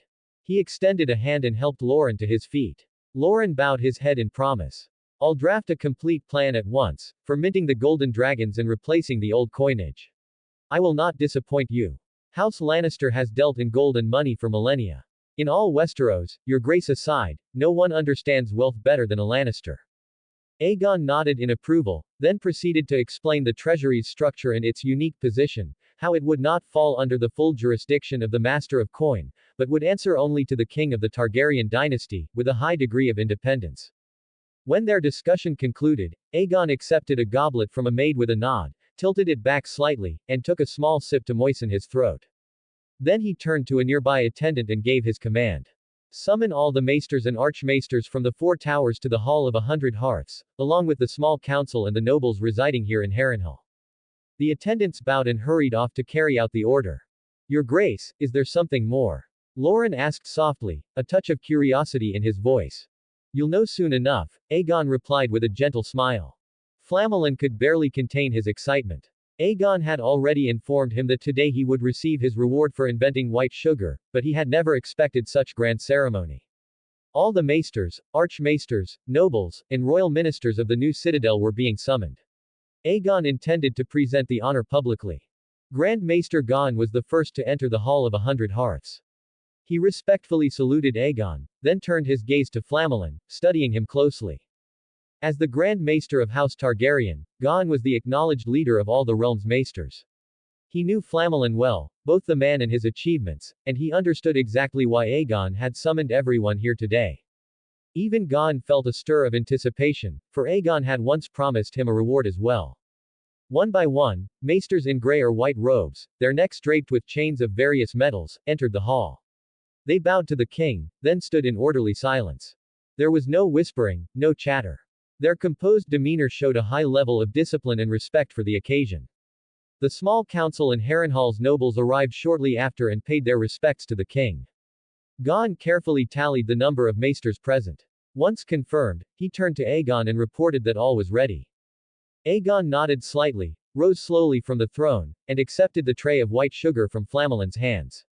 Then he stepped to the front of the dais and addressed the hall in a strong, clear voice. Maesters of the new citadel, you may be wondering why I've gathered you all here in the Hall of 100 Hearts today. There's no need to speculate. I am here to reward a maester who has rendered exceptional service to the Targaryen dynasty. All eyes turned to Aegon, filled with curiosity. What sort of contribution could warrant such recognition directly from the king? Just then, attendants emerged from the sides of the hall carrying trays of white sugar, weaving through the crowd and positioning themselves among the maesters. The maesters looked on curiously at the glittering crystals offered to them. Aegon picked up a piece of sugar and placed it in his mouth. Seeing this, the maesters quickly realized the crystals were meant to be eaten. Following the king's lead, they each picked up a piece and tasted it. Within moments, gasps of surprise spread through the hall, followed by a rising chorus of praise for the white sugar. Flamelin trembled slightly, overwhelmed with emotion. Aegon raised his right hand, pressing it down gently to quiet the room, then said, "This food was invented by a maester named Flamelin. It is called white sugar. By now, you've all seen its appearance and tasted its sweetness. What's more important is that it is not difficult to produce, meaning it's a sweet that can be enjoyed by the general populace. A dessert with the power to reshape the world. It will bring immense wealth to the Targaryen dynasty and greatly enhance the kingdom's influence. For this reason, I have decided to reward Flamelin with a fief of his own." The announcement was like cold water splashed into hot oil. The hall erupted instantly. Even several members of the small council atop the dais were visibly stunned. Hand of the King Torrhen couldn't hold back and stepped forward to advise, "Your Grace, isn't this going too far?" The North was known for its traditionalism, and the notion of a maester being granted a noble title threatened to upend a feudal order that had endured for thousands of years in Westeros. Aegon acknowledged Torrhen with a slight nod, then raised his hand once again, signaling the room to settle. Once the commotion subsided, Aegon continued, "The fief granted to Flamelin gives him only the right to collect taxes and revenue, it does not grant him governance. Moreover, the land is non-heritable. Flamelin's title will not be that of a landed lord. It is an honorary distinction, which I shall call, Lord of Merit." This was a system Aegon had designed, inspired by the Shi'i tax fief model of the Han dynasty. Upon hearing it was merely an honorary title, the small council quietly relaxed. Had maesters truly been elevated to the same standing as the ancient noble houses, rebellion might well have followed. Among the maesters, however, there was a glimmer of understanding. Some had already begun to grasp the subtle advantages of being granted such a status. Seeing that the idea was being cautiously accepted, Aegon continued, "There are several reasons why I've chosen to grant this reward. First, maesters currently have no sources of income beyond their wages.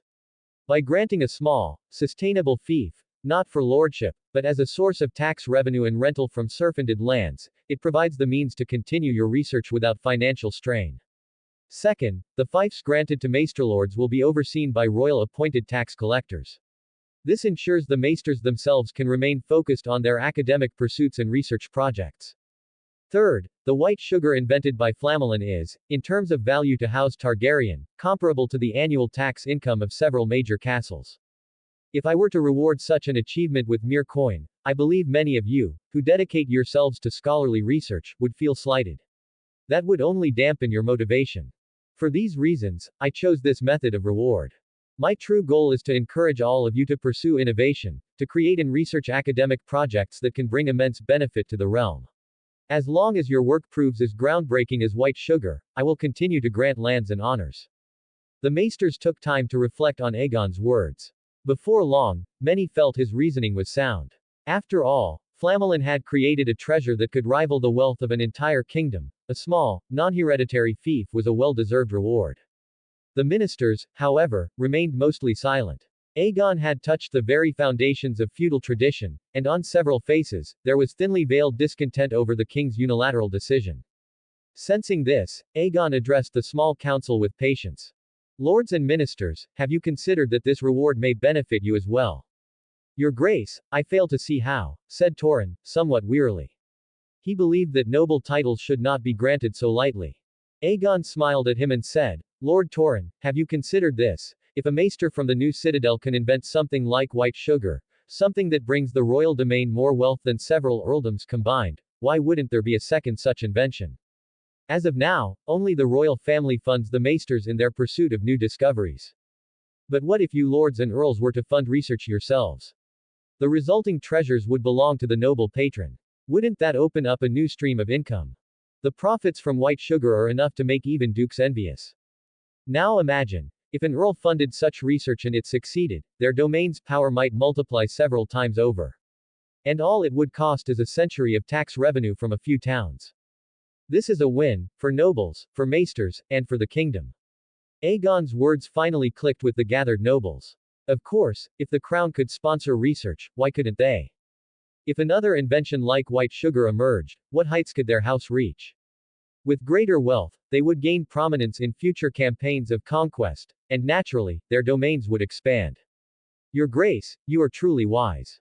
I support your decision, one great lord called out. Congratulations, Sir Flamelin, echoed the chorus of maesters and scholars offering their praise.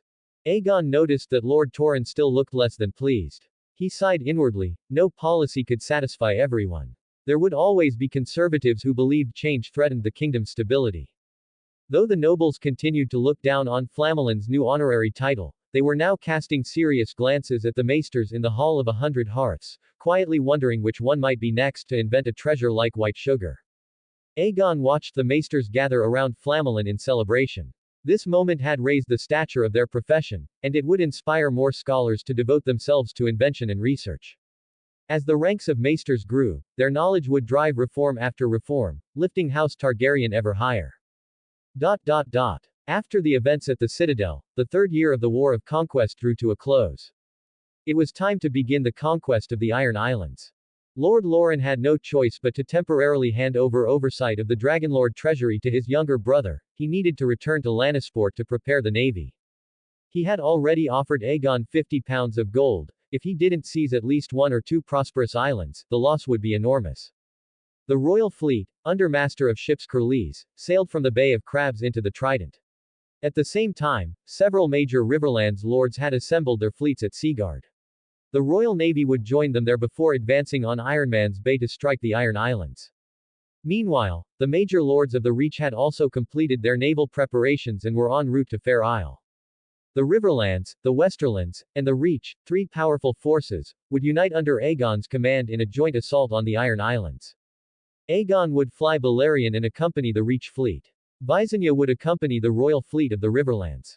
Rhaenys, now pregnant, would not take part in the battle. The Westerlands fleet would not have dragon escort, but as they were not the main force, it posed no real issue.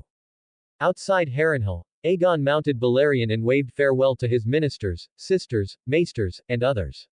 His destination was Fair Isle, where he would rendezvous with the Reach fleet. By now, Balerion's saddle had undergone another upgrade.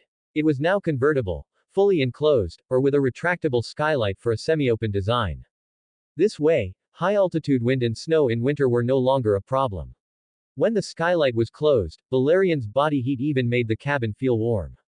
As the people of Harrenhal watched, Balerion's wings stretched wide. With a powerful sweep, he rose into the sky, his shadow slowly vanishing into the horizon. Up to 20 chapters ahead for now. Patreon.com, BlurryDream. If you'd like to support my work and unlock advanced chapters, you can follow me on Patreon. Up to 20 chapters ahead for now. Patreon.com, BlurryDream. BlurryDream creators' thoughts. 1 comments 0 vote. Chapter 87, The Drowned God's Son. Aegon sat upright in the enclosed saddle on Balerion's back, his eyes drifting now and then to the map in his hands, checking carefully for any deviation from the planned flight path. This route would take Balerion across the Westerlands, heading straight for Fair Isle. After some time in the air, the rolling hills of the High Heart appeared on the horizon. 31 massive weirwood stumps were arranged in a perfect circle. Seen from above, they resembled a mystical ritual array from some ancient ceremony. During the past winter, Aegon had flown Balerion around the Crownlands on inspection and had become familiar with this region. According to legend, The High Heart was haunted by the ghosts of the children of the forest slain by Arag, king of the Andals. Aegon had once ordered Balerion to land here to investigate, but found nothing unusual. Still, there was indeed an inexplicable spiritual energy lingering around the hill. What purpose it served, Aegon could not say. Balerion continued his flight, and soon they arrived over Golden Tooth. The castle had once belonged to House Lannister, but was now part of the Crownlands. Aegon had visited the place many times and knew well that the gold mines were incredibly rich in deposits, but difficult to exploit. The primitive mining methods used in the past had made the tunnels prone to collapse. Buried within those mines were the remains of many Westerlanders. Few people from the Westerlands were willing to work as miners. For this reason, House Lannister had long relied on purchasing slaves from Slavers Bay to extract their gold. The Westerlands was one of only 2 regions in Westeros known to use slaves, the other being Aegon's own crownlands. However, the Westerlands had always kept this a closely guarded secret. The gold mines were sealed environments, and House Lannister's use of slaves never had a chance to become public knowledge. It wasn't until Aegon took control of the Golden Tooth mines that he realized the extent to which the Westerlands had been secretly using slaves, and how many lives the gold extraction had cost. This, too, was one of the reasons Aegon was determined to conquer the Iron Islands through sheer force. Harsh and deadly labor would require lives, and plenty of them. It might even explain why Loren Lannister had requested the royal order to conquer the Iron Islands. House Lannister didn't want to sacrifice its own people, and so it looked outward, hoping to acquire a new source of free labor. After discussing the Dragonlord's treasury with Loren, Aegon realized just how deeply the Duke of the Westerlands understood Valyrian culture. That prompted him to visit the historian, Archmaester Ollider. Their conversation brought clarity. The Westerlands and the Iron Islands sat along the Sunset Sea, bordering the Summer Sea. Before the doom of Valyria, Lannisport and the Valyrian Freehold had been the Iron Islands' largest trading partners. Back then, the Iron Kingdom ruled by House Hoare sold much of its stolen goods and iron ore to the Freehold. Both regions had once been major beneficiaries of the Freehold's rise. After the Freehold was destroyed, both the Westerlands and the Iron Islands lost their most important trade partner. Tommen II, the King of the Rock, had once led a golden fleet to explore the ruined Valyria. After resupplying in Volantis, the fleet mysteriously vanished. Along with it disappeared House Lannister's ancient Valyrian steel greatsword, Lightbringer. Aegon circled briefly over Golden Tooth, but chose not to land. For a dragon the size of Balerion, his flight speed was unmatched, making the journey from Harrenhal to Golden Tooth relatively swift. As the people below cheered, Balerion soared on, continuing the journey. Past Golden Tooth, the landscape began to shift, from plains to rolling hills, and soon to steep mountains thick with jagged peaks. By afternoon, Aegon and Balerion had arrived safely at Fair Isle. Aegon had Balerion circle above the port to observe the Reach Navy, which had arrived 2 days earlier. The coalition from the Reach was vast, nearly 300 warships, all large vessels. This fleet alone was enough to overwhelm the Iron Islands, let alone the combined might of the Westerlands' several dozen ships and the 100-plus vessels from the Riverlands and Crownlands. The lords of House Farman, rulers of Fair Isle, had received word of the king's arrival in advance. They had prepared a flat landing area near the castle and even gathered cattle and sheep for Balerion to feast on.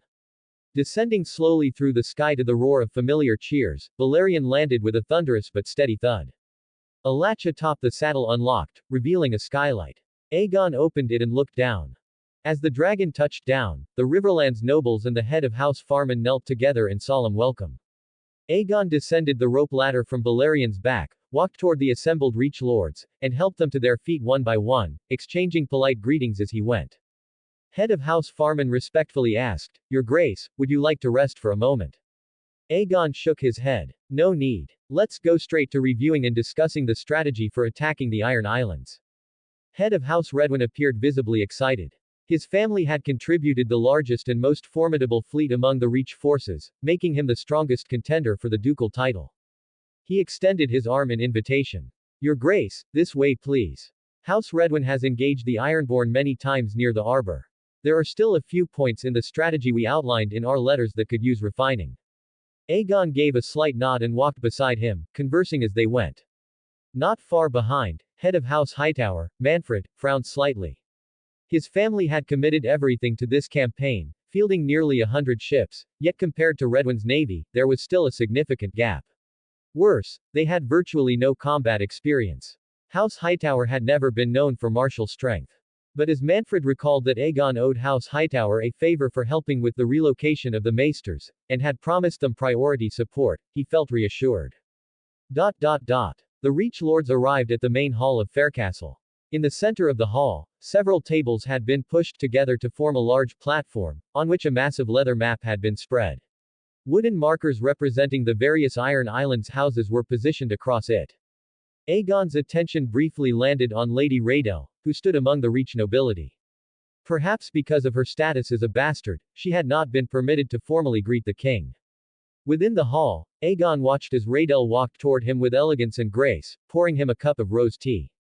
He acknowledged her with a slight nod. She smiled sweetly, then stepped back. Now was not the time for affection, this was a war council. Head of House Manfred sought the king's permission to speak. Aegon nodded his approval. The Reach Lords' eagerness to contribute to the campaign pleased him. Manfred picked up a pointer carved from a grapevine branch and directed it at Fair Isle. Currently, our fleet is anchored at Fair Isle, which falls under Westerland's territory, he began. However, the port is too small to accommodate a large number of ships. Therefore, once the campaign begins, Lord Loren's Westerland's fleet will wait until our Reach fleet has launched the initial assault on the Iron Islands. His ships will resupply here at Fair Isle before setting sail to join us in the siege. The Reach fleet will be responsible for attacking Pike, while the Westerland's fleet will take on Great Wick. Once Pike is taken, we'll redirect forces to support the assault on Great Wick. The joint Crownlands and Riverlands fleet will sail from Ironman's Bay to attack Harlaw, and then proceed to seize Orkmont. All royal fleets will eventually converge at Orkmont, from where we'll capture the remaining two islands, Oldwick and Blacktide. Aegon gave a small nod. The strategy had been thoroughly discussed over the past year. Manfred had only elaborated on the Westerland's fleet's movements and coordinated roles, everything else was consistent with the original plan. Manfred passed the pointer to Aegon. Taking it, Aegon gestured toward Pike, the seat of House Greyjoy, and said calmly, "I'd like an update on the Iron Islands' current situation. Has there been any shift in their power structure or strength?" At that moment, the head of House Hightower took the opportunity to speak. He bowed and requested permission to address the court. House Hightower held a unique edge when it came to intelligence. Even the Ironborn lords relied on maesters or practitioners of black healing to govern. Though few maesters served in the Iron Islands, they were enough to provide vital information. Aegon raised his hand, giving him leave to speak. Seeing this, Manfred frowned slightly. House Hightower had always been a rival in his eyes, his most serious competitor for the ducal title. The Hightower lord bowed in respect to the king, then began with practiced ease. According to the latest reports from the maesters on Pike, over the past year, the Drowned Gods priests have convened hundreds of kingsmoots at Naga's Hill on Old Wick.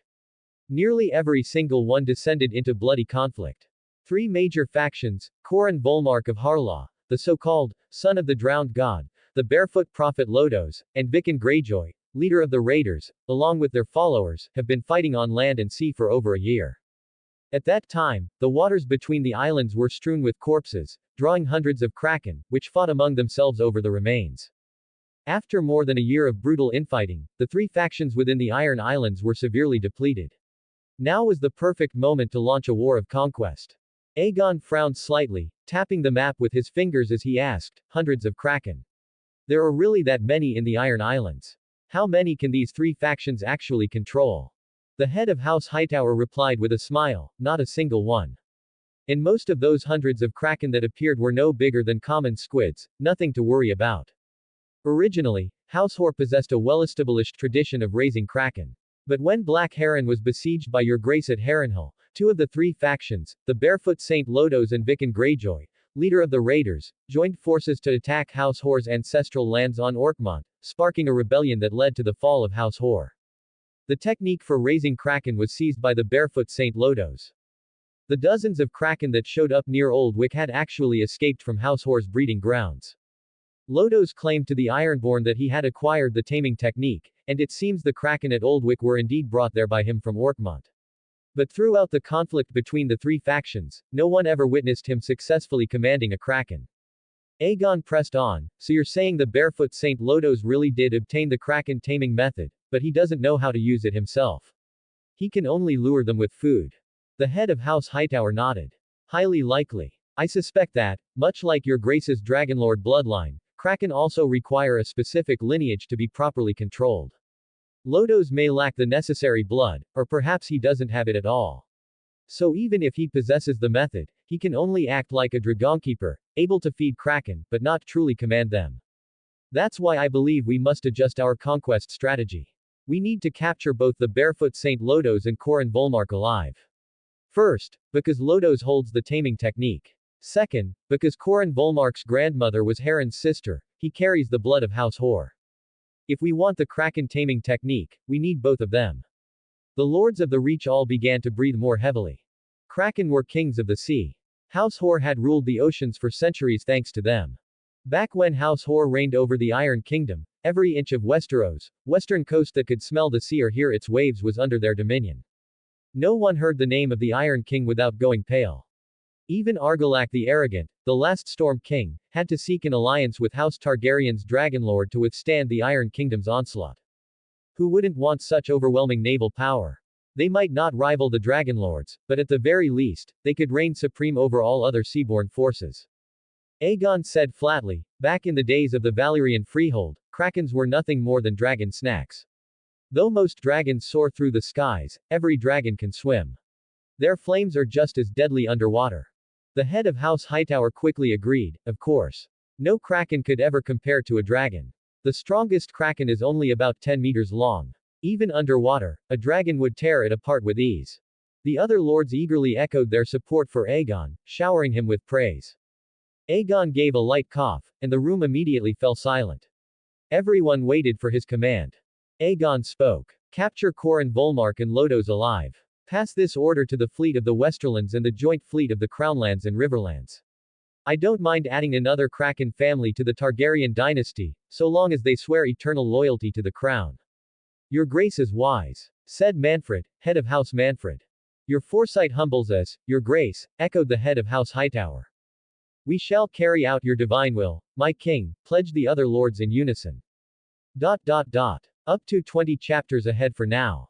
Patreon.com, BlurryDream. If you'd like to support my work and unlock advanced chapters, you can follow me on Patreon. Up to 20 chapters ahead for now. Patreon.com, BlurryDream. BlurryDream creators' thoughts. 2 comments 0 vote. Chapter 88. Better to win than to work hard. The next day, Loren, Duke of the Westerlands, arrived at Fair Isle by ship. After reviewing the battle plan once more with Aegon, the vast fleet of the Reach set sail under Aegon's command, making way at the port of Fair Isle to allow the Westerlands fleet to resupply. This war to conquer the Iron Islands was unprecedented in scale, one of the largest naval campaigns in the history of Westeros. The Targaryen dynasty had dispatched over 500 warships across 3 fleets to deal with the Iron Islands' 3 war-torn factions. Victory now seemed all but certain. When news of King Aegon's advance reached the islands, the Ironborn lords fell into disarray, and a wave of despair swept across them. The priests of the drowned god had held nearly 100 kingsmoots in their search for a ruler worthy of the driftwood crown they claimed to have retrieved from the sea. The contenders had turned on each other in bloody contests. Of the original 5 factions vying for kingship, only 3 remained. Even then, their fleets and warriors had been reduced to a shadow of their former strength. Pike, one of the larger islands in the Iron Islands, lay to the east of Saltcliffe, southeast of Great Wick, and southwest of Harlaw. When Aegon's great fleet arrived in the waters off Pike, a massive crowd of Ironborn gathered along the shore. Seated on Balerian's back, Aegon gazed at the dark mass of people. He had expected them to resist the landing with their lives, but to his surprise, they erupted in cheers at the sight of the dragon. Perhaps over a year of savage infighting had worn down even the Ironborn, known for their bloodlust. In the end, they were still human, and longed for a life beyond endless slaughter. With the 3 factions still locked in a stalemate, unable to determine a victor, it seemed that only Aegon the Conqueror could offer the Ironborn a chance at peace. Looking down at the Ironborn kneeling near the port, Aegon thought to himself, the outcome of this war was already clear. This campaign had progressed far more smoothly than he had anticipated. The fleet of the Reach slowly approached the harbor at Pike, but the expected battle never came. Instead, the Ironborn brought forth boarding planks of their own accord. One regiment after another of Reach soldiers disembarked in disciplined order, swiftly taking control of the port. This deepwater harbor, known as Lordsport, was also the largest town on the island of Pike. Rather than immediately marching on Pike Castle, seat of House Greyjoy, Aegon landed Balerion directly in Lordsport. There, the Lord of Lordsport, head of House Botley, who had been escorted by Reach Lords, knelt trembling before Aegon, pleading for mercy. Aegon rested the cold edge of Blackfire lightly against Botley's neck, his voice frigid as ice. Because you surrendered willingly, I'll spare your life, for now. Go to Pike and tell Viken Greyjoy this: if he does not wish to end up like Harren the Iron King, burned to a crisp by dragonfire, then he must come out and kneel before me at once. I have no desire to reduce a future vassal's castle to ashes. Yes, yes, my lord. Botley cried, bowing repeatedly, barely able to speak through his fear. Aegon signaled to head of House Redwyn to release him, then sheathed Blackfire. Turning to Redwyn, he issued an order: restrain the warriors of the Reach. No burning, no looting, no killing in Lordsport. Pike has been designated a Crownlands island, and I have no intention of inheriting a pile of rubble. Redwyn accepted the order and departed, while head of House Hightower took the lead and accompanied Aegon on a tour through Lordsport. Aegon walked through the streets, scanning his surroundings. The townspeople looked upon him with reverent awe, but not outright panic. Head of House Hightower quietly explained, this port has remarkably deep waters, almost on par with the harbors of Volantis. Before the Century of Blood, it thrived through iron trade with the Valyrian Freehold and was once immensely prosperous. But after the Freehold's fall, Lordsport followed it into decline. Its former glory vanished. From here, the closest point on the Essos continent is the free city of Volantis, but even so, the journey is too long. The profits from selling a bit of iron ore are nowhere near enough to cover the cost of the voyage. And long-distance trade by sea is fraught with danger.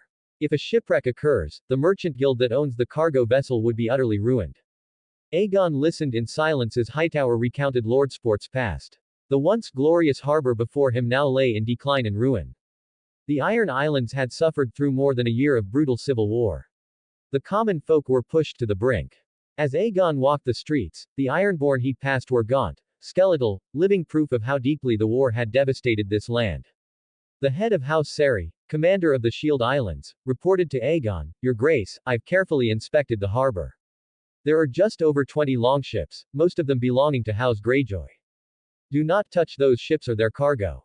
The master of ships, Curlees, will come to take possession of them later, Aegon said calmly. Lord Seri nodded. Understood. Aegon gave a slight flick of his boot, shaking off the black mud, and frowned. The port was clearly neglected, muddy and filthy, with a strong stench of fish hanging in the air. Along the way, Aegon noticed that the soldiers of the Reach were visibly excited, beaming with joy. They had won their first engagement without a fight, and against the Ironborn no less, foes who had long oppressed the Reach. Now, at last, they could hold their heads high. But after a short walk, Aegon quickly lost interest. He and the accompanying nobles of the Reach made their way to House Botley's castle to plan their next steps and await House Greyjoy's reply. Judging by House Greyjoy's abandonment of Lordsport, it seemed they too lacked the will to resist the Targaryen dynasty. Yet for some reason, they still hadn't stepped forward to bend the knee. During the War Council, none of the Reach Lords raised the issue of Pike's ownership. Aegon had already made his intentions clear, he meant to claim the richest of the Iron Islands for himself. Naturally, none dared to challenge him for it.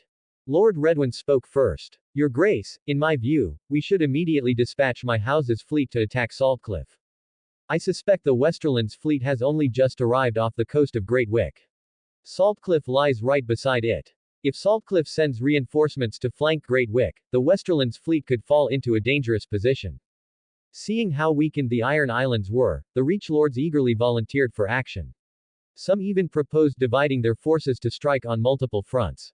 This was because under Aegon's decree of conquest, any Targaryen noble who held a conquest writ was entitled to keep whatever enemy territory they conquered, a sacred and inviolable right. Clearly, the Reach Lords were hoping to seize a few more islands while the Ironborn were vulnerable. Aegon did not deny their requests. He understood well, if he wished to enjoy the spoils of victory, his vassals must also share in the gains. The key was to distribute benefits wisely. He could not allow any one Reach Lord to grow too powerful during the conquest of the Iron Islands. An overly mighty lord would inevitably pose a threat to royal authority. Aegon raised his hand slightly, signaling for silence. His sharp gaze swept slowly across the assembled nobles as he spoke in a measured tone. Once House Greyjoy submits, you may divide your forces and strike. I will remain at Pike to hold command. If you encounter danger, send a raven to me immediately. Aegon's generous promise left the Reach Lords overjoyed. This was a golden opportunity to claim new lands with barely a fight. They responded with a flood of praise and flattery. Just then, a soldier entered to report that Lord Bodley had succeeded in persuading Viken Greyjoy, leader of the raiders, to surrender. Viken was now waiting at the causeway leading to Pike Castle to welcome the king. Aegon exchanged a confident smile with the Reach Lords. They all rose together and set off for Pike Castle to accept Viken's submission. Pike Castle stood atop a cliff that jutted out into the sea, perched precariously among crumbling reefs. To reach it, one had to pass along a narrow causeway. The geography was not unlike the area in the Vale, isolated, easy to defend but difficult to attack, though equally vulnerable to siege. The group led their forces carefully along the narrow strip of land. The sea wind howled, whipping Aegon's cloak so that it snapped in the breeze. At last, Aegon and his entourage reached the headland. There, dozens of members of House Greyjoy stood waiting on a stone bridge, the only passage between the mainland and Pike Castle. The cliffs below were jagged with sharp rocks, making the location perilous in the extreme. Above them, Valyrian's vast, terrifying form circled low in the sky, letting out thunderous roars that echoed like rolling storms. The Greyjoys looked up, stunned, their eyes fixed on the dragon above. Like all who saw Valyrian for the first time, they were shaken to the core by the sight of such a perfect, terrifying creature.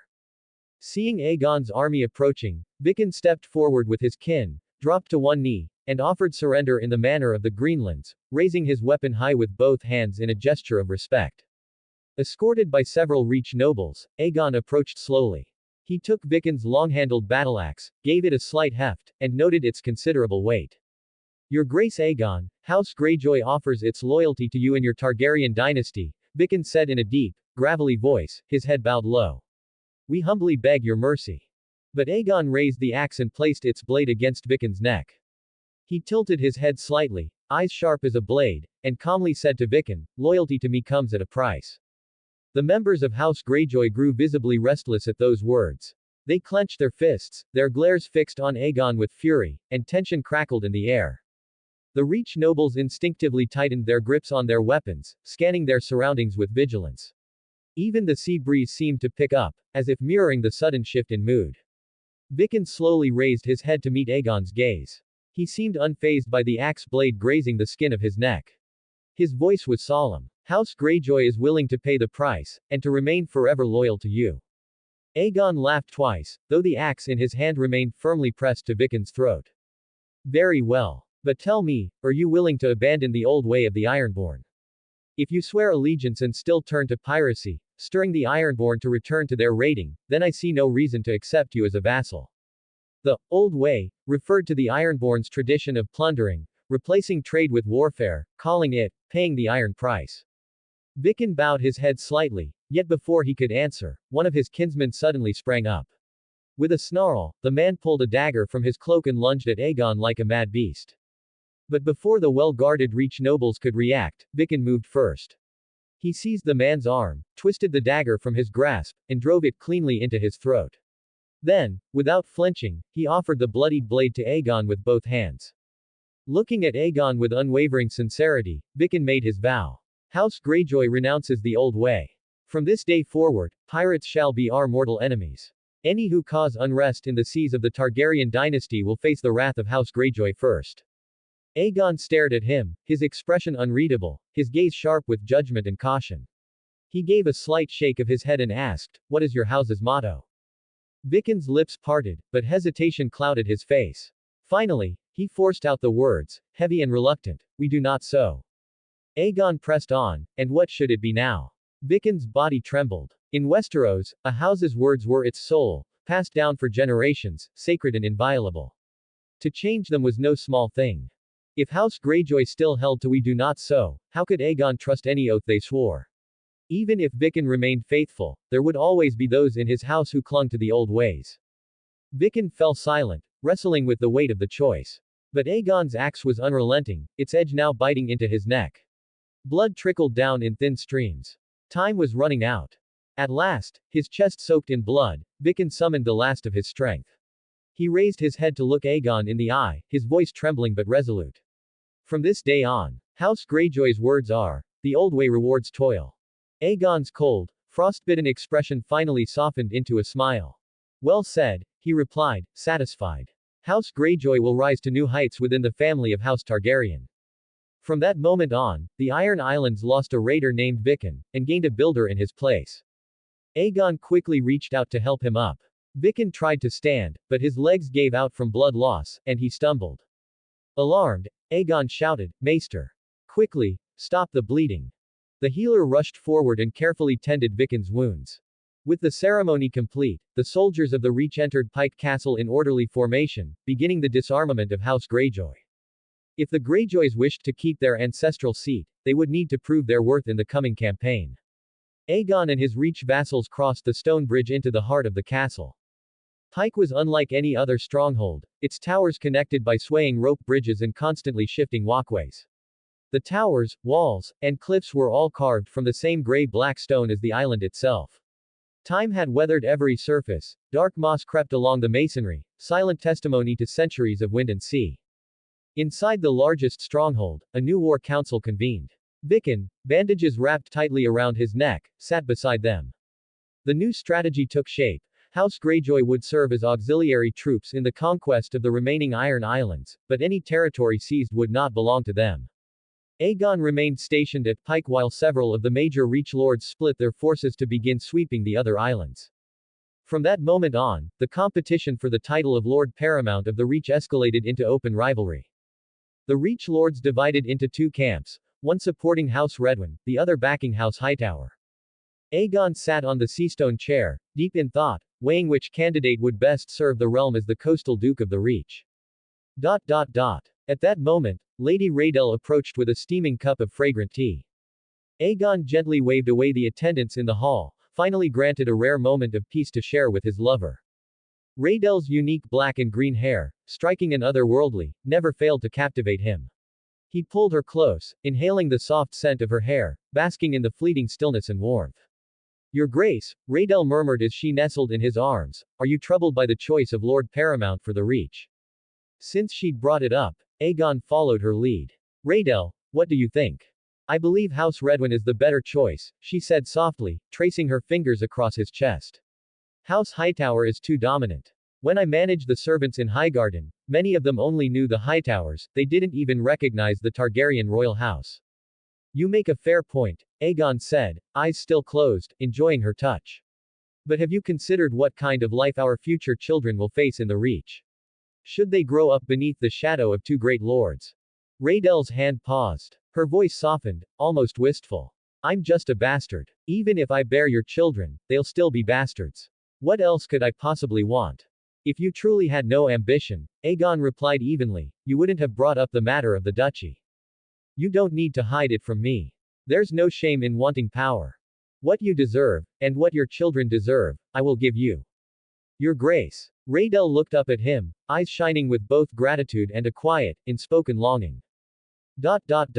Up to 20 chapters ahead for now. Patreon comp BlurryDream. If you'd like to support my work and unlock advanced chapters, you can follow me on Patreon.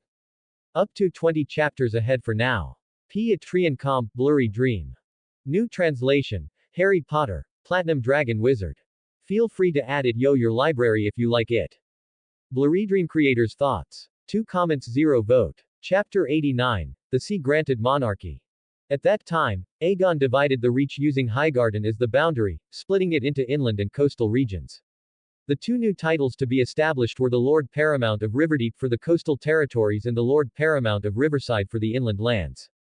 However, this division created a thorny issue. The coastal Lord Paramount of Riverdeep, who held the port cities, was vastly more powerful than the inland Lord Paramount of Riverside. Aldtown and the Citadel were both located along the coast, while the great inland lords of the Reach were generally weak.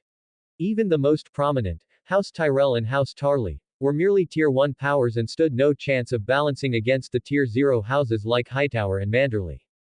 Aegon's strategy was to have the blood of House Targaryen stand with the inland Lord Paramount of Riverside. If a suitable time arose, he would grant the title to Rhaedel's child. If Rhaedel's child had not yet come of age by the end of the Dornish conquest, then they would be placed in Highgarden to act as regent and fully support the inland Lord Paramount of Riverside, preserving the balance of power across the Reach. The House Volmark ruled Harlaw Island, which held vast, fertile lands ideal for agriculture. Back in the Iron Kingdom era under Harren the Blackheart, the Volmarks had been the most powerful house besides House Hoare. Many famed captains and fearless warriors had served under their banner. While Aegon was still enjoying the tender care of Lady Rhaedel in Pike Castle, the battle for Harlaw, the Iron Island closest to Westeros, had already begun, and ended just as swiftly. The combined fleet of the Riverlands and the Crown held an overwhelming advantage in the number of warships and should have secured an easy victory. However, the absence of dragons for support made the landing operations unusually difficult. At the time, the three dragons of House Targaryen were as follows. Aegon and Balerion personally led the Reach Navy in a full-scale assault on the western Iron Islands. Queen Visenya rode Vhagar and worked alongside the Vale Navy to suppress the rebellion in the Three Sisters. Queen Rhaenys, pregnant, remained in Harrenhal with Meraxes to rest. Lord Coran Volmark, ruler of the island, did not survive the fierce landing battle. In the thick of combat, a cold arrow struck his neck, killing him instantly. When the head of House Tully presented Coran's body to Master of Ships Curlys, Curlys flew into a rage. He swung his longsword furiously, hacking Coran's corpse to pieces. Aegon had previously issued a clear order. Coran Volmark was to be taken alive, in hopes of discovering the mysterious bloodline said to grant control over krakens. Lord Curlys, Coran Volmark was never married and left no children. What are we to do now? The head of House Tully addressed Curlys with honorifics, despite being nearly 10 years older, as Curlys now represented King Aegon's authority. Find one. Even if we have to turn all of Harlaw inside out, find a bastard son of Coran Volmark. Curlys replied with exasperation. The Tully lord nodded in agreement and promptly ordered a thorough search of the island by Riverland's soldiers. But things didn't go as planned. They found no bastard son of Coran Volmark. Instead, they stumbled upon his mother. Unfortunately, Lady Volmark was over 50 and far past childbearing age. With no other options, Curlys and the Tully lord had to send a letter to Aegon, reporting the failure of their mission. Harlaw and Pike were close, just over a day's journey by fast ship. Aegon soon received the message but showed no anger. In his view, the Kraken was merely an embellishment for House Targaryen, nice to have, but ultimately unnecessary. In this age, dragons were the true rulers of the world. Their power and majesty were enough to shake all corners of the realm. Aegon immediately wrote back, ordering Curlys and the Tully lord to wipe out any remaining resistance on Harlaw. Once the combined fleets of the Westerlands and the Reach had secured Greatwick and Saltcliffe, they were to sail for Orkmont, rally all their forces, and capture Lodos, the priest king entrenched on Old Wick. While Aegon indulged in the warmth of Lady Rhaedel's embrace, victories from the Westerlands and the Reach poured in like falling snow. The resistance they encountered was shockingly feeble. Almost every time, as soon as their armies and warships arrived and made contact with local forces, the enemy would scatter like frightened birds. In addition, Viken Greyjoy, one of the three major leaders of the Iron Islands, accompanied the campaign to persuade surrender, and the entire conquest unfolded with remarkable ease. After more than half a month of operations, Loren, the Lord of the Westerlands, successfully captured the territory of House Merlin on Great Wick. Of the three major houses on Great Wick, House Merlin was geographically closest to Pike. House Hightower of the Reach secured the other two houses on Great Wick, while House Manry of the Reach took control of Saltcliffe. From Pike, Aegon gave a decisive order. Aside from the forces needed to maintain control over already conquered territories, all remaining warships were to regroup at Orkmont. Orkmont held exceptional significance among the Iron Islands. It was the birthplace of two once powerful dynasties of Iron Kings, House Hoare, to which Harren the Blackheart belonged, and House Greyoren, direct descendants of the Grey King. Both families had long since fallen into ruin. A few days later, as Balerion soared over Orkmont, the situation mirrored what had happened on Pike. Orkmont's two great houses offered no resistance and immediately knelt in surrender. Aegon did not descend right away. He waited until Curlys and the head of House Tully arrived with their fleet and firmly secured the island's military installations. Only then did he bring Balerion down and accept the allegiance of House Orkwood and House Tawny. From these two local houses, Aegon learned that Lodos, the so-called son of the drowned god, had taken advantage of the chaos, while Viken Greyjoy and Corin Volmark were occupied by the Targaryen onslaught, to hastily convene a king moot. With no opposition, Lodos easily gained the backing of many Ironborn captains. He crowned himself with the Driftwood crown and proclaimed himself the newest Iron King. Aegon recognized Lodos' intent clearly. This so-called son of the drowned god meant to resist the Targaryen naval forces. After waiting half a day on Orkmont, the fleets of the Reach and the Westerlands began to arrive one after another. Their numbers were smaller now, as some warships had been left behind to secure the newly subdued Iron Islands. This gradual weakening of both regions' forces would only grow more severe in time, exactly what Aegon intended through his strategy of division. What kind of place were the Iron Islands? They were nothing short of a pirate stronghold that called itself a kingdom. Nearly every Westerosi territory along the Sunset Sea had suffered Ironborn raids. The Riverlands, at one point, had even been fully conquered by them. The grudge between the Green Lands of Westeros and the Ironborn had festered for thousands of years. Could it really be resolved so easily? Of course not. The lords of the Reach and the Riverlands, once tasked with ruling the Iron Islands, would inevitably face countless uprisings. This internal strife would significantly drain the strength of both regions, and that was precisely the outcome Aegon desired. On Orkmont, the Targaryen dynasty once again gathered its entire navy for a war council. After a brief discussion, they decisively resolved to continue their advance toward Old Wick, determined to crush the final royalist stronghold on the Iron Islands once and for all. When the fleet neared the coast of Orkmont, it was met by a small resistance force, just over a dozen longships. There was no need for Aegon or Balerion to act. The royal fleet swiftly deployed boarding tactics and easily subdued them, capturing all of the Orkmont warriors aboard. But when Aegon personally interrogated the prisoners, he was stunned to learn that these warriors were all priests of the drowned god. Only then did the Targaryen vassals realize why they had charged so fearlessly into the path of hundreds of warships with barely a dozen ships of their own. Such was the power of blind faith. The priest captains shouted threats and curses at Aegon and his court. You dragons are doomed. The barefoot saint is summoning the envoy of the drowned god. You'll all be dragged into his watery palace by the kraken. Annoyed by their raving, Aegon gave the order without hesitation. The priest captains were to have their throats slit and be tossed into the sea to feed the fish. The moment the bodies of the drowned god's priests hit the water, the once calm sea roiled like boiling water. Massive bubbles surged from the depths, drawing cries of alarm from the soldiers on deck. Aegon and his vassals rushed to the rail and peered over the side. What they saw stunned them. Hundreds of octopus-like monsters were swarming, tearing at the priests, corpses in a frenzy. Blood rapidly stained the sea red, and the stench of it filled the air. The blood attracted sharks, which began circling. But as soon as they reached the bloodied waters, they were torn apart by the swarm of kraken, some as small as a few meters, others over 10 meters long.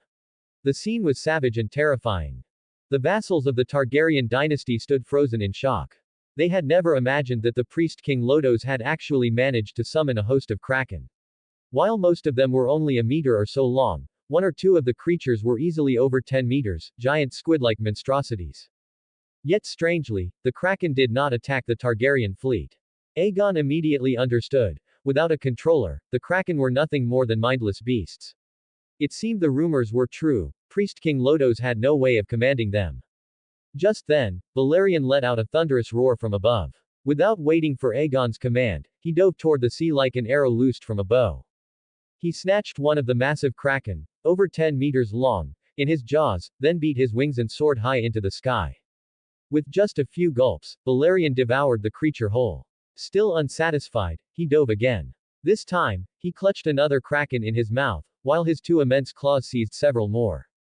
Now, Aegon and the others got a full look at the creatures. They were like a fusion of squid and octopus, their long tentacles writhing under the dragon's claws in a futile struggle.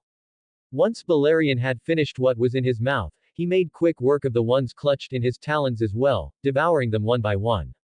Perhaps cowed by Balerion's overwhelming presence, the remaining kraken, having finished consuming the priests' bodies, withdrew into the deep, vanishing below the waves. On a cliffside overlooking Orkmont, Priest King Lodos stood with 40 robed priests, watching from a distance as Balerion feasted. His throat tightened with an involuntary dryness. Lodos had assumed the dragons of House Targaryen were merely as large as the Kraken, 10 meters or so. But the Valyrian before his eyes was far beyond anything he had imagined, over 100 meters long.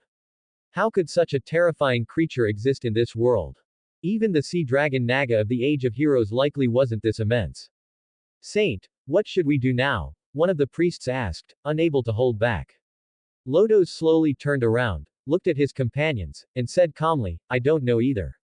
The Dragon Lord is about to land on the island. The priest's voice trembled with rising panic. But Lodos simply smiled, showing no trace of fear. His tone remained composed as he told them, perhaps my father will tell us how to face the Dragon Lord. I'm going to speak with him now and seek counsel. The priests fell silent, staring blankly at the king they had chosen. Lodos bent down, picked up a stone from the ground, and tucked it into his robe. Then, without hesitation, he walked toward the cliff's edge. Seeing the high priest, the son of the drowned god, act this way, the others seemed to understand, they were already out of options. One by one, the priests followed Lodos's lead, gathering stones from the cliff and placing them into their robes before trailing after him down the mountain. At the foot of the mountain, near the hall of the Grey King, thousands of devout followers of the drowned god were still gathered. As Lodos descended, they parted reverently to let him pass between the two rows of Naga's skeletal remains, as if on pilgrimage. Witnessing this, the fanatics imitated Lodos's actions. They filled their garments with stones and followed the son of the drowned god, slowly making their way into the sea. The sea wind howled, stirring the waves with its icy breath. As Aegon flew over the bay above the hall of the Grey King atop Valyrian, he caught sight of a surreal and chilling scene. Thousands of grey-robed priests waded into the sea, chanting hymns in praise of the drowned god. They entered the waters as though returning to the embrace of their mother. Aegon scanned the crowd, trying to spot Lodos, the son of the drowned god. But with so many already submerged in the sea, Lodos had likely drowned long before. Aegon made no move to intervene, nor did he unleash dragonfire on the cultists. Religious hatred often runs deeper than any political enmity. If these fanatics were eager to end their lives, then it suited his purposes perfectly. When the last priest vanished beneath the waves, Aegon prepared to have Valyrian descend. But just then, dark ripples began to spread across the sea's surface. Aegon stared in disbelief. From beneath the deep blue waters, oily black liquid began to emerge. The currents swirled and mingled until they took shape. A massive face, dozens of meters across, its features vague and unplaceable, neither clearly male nor female. The black face opened its mouth wide, as if gasping desperately for air, flickering in and out of view with the rhythm of the waves. A cold chill crept into Aegon's heart. In that instant, Valyrian let out a thunderous roar and unleashed dragonfire onto the sea. The black flames surged forth, engulfing the surface. The monstrous face ignited with black fire, and within just a few breaths, both it and the flames vanished without a trace. Only then did Aegon snap out of it, realizing he had blanked out for a moment. He directed Valyrian to land beside the remains of the Grey King's Hall. This legendary hall was now nothing more than a skeleton, massive, rib-like bones standing tall like pillars. Aegon stepped forward and laid a hand upon them. Nothing happened. Like the High Heart, this place was shrouded in a strange psychic field, but neither Aegon nor the dragon felt any effect from it. Looking back toward the bay where the priests had marched into the sea, Aegon spotted something floating on the deep blue water, a seaweed-green crown, drifting with the current. He walked to the shoreline. The crown, tangled with strands of seaweed and glowing faintly with an eerie spiritual light, floated closer and closer. The waves pushed it gently onto the sand at his feet. The driftwood crown, Aegon murmured, gazing down at it. As if in response to his voice, the seaweed on the crown stirred slightly, shimmering with green light. The tendrils swayed gently, like living things, reaching toward Aegon as if beckoning him forward. Up to 20 chapters ahead for now. Patreon.com, BlurryDream. If you'd like to support my work and unlock advanced chapters, you can follow me on Patreon. Up to 20 chapters ahead for now. Patreon.com, BlurryDream. BlurryDream creators' thoughts. 4 comments 0 vote. Chapter 90. Work for relief. Aegon picked up the green wooden crown at his feet. The texture in his hands was unlike any ordinary wood, it felt more like the slippery, cool scales of a fish. The chip in his mind quickly began scanning it, and soon, the crown's detailed attributes appeared before him. Item: driftwood crown. Type: accessory. Quality: blue. Rating: 59. Function: when worn, grants the ability to breathe underwater. The crown will generate a map in the wearer's mind leading to the water palace. Note: you have obtained the opportunity to meet the tentacle monster. After reading through the information, a question surfaced in Aegon's mind. Lodos, the son of the drowned god, had entered the deep sea wearing the driftwood crown. With its underwater breathing ability, had he truly died? Or had he, as the legends claimed, actually reached the palace of the drowned god he so devoutly believed in? Aegon stood in thought for a moment before shaking his head, discarding the idea of putting on the crown and diving into the sea to find out.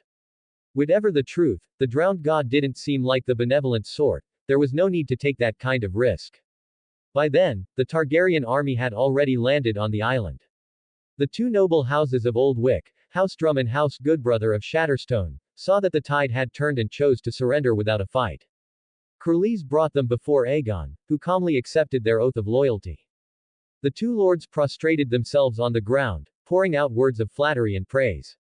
Aegon lightly raised his hand, signaling for them to rise. He asked the two heads of house to serve as his guides, as he had grown curious about the island's history and legends. The head of House Drum led the way. Aegon noticed that Lord Drum was doing most of the talking, while Lord Goodbrother showed clear deference in both words and manner. Your Grace, among the Ironborn, Old Wick is considered the holiest of the Iron Islands. The Kingsmoots have always been held here, Lord Drum began enthusiastically, pointing toward the bay. That bay is called Naga's Cradle.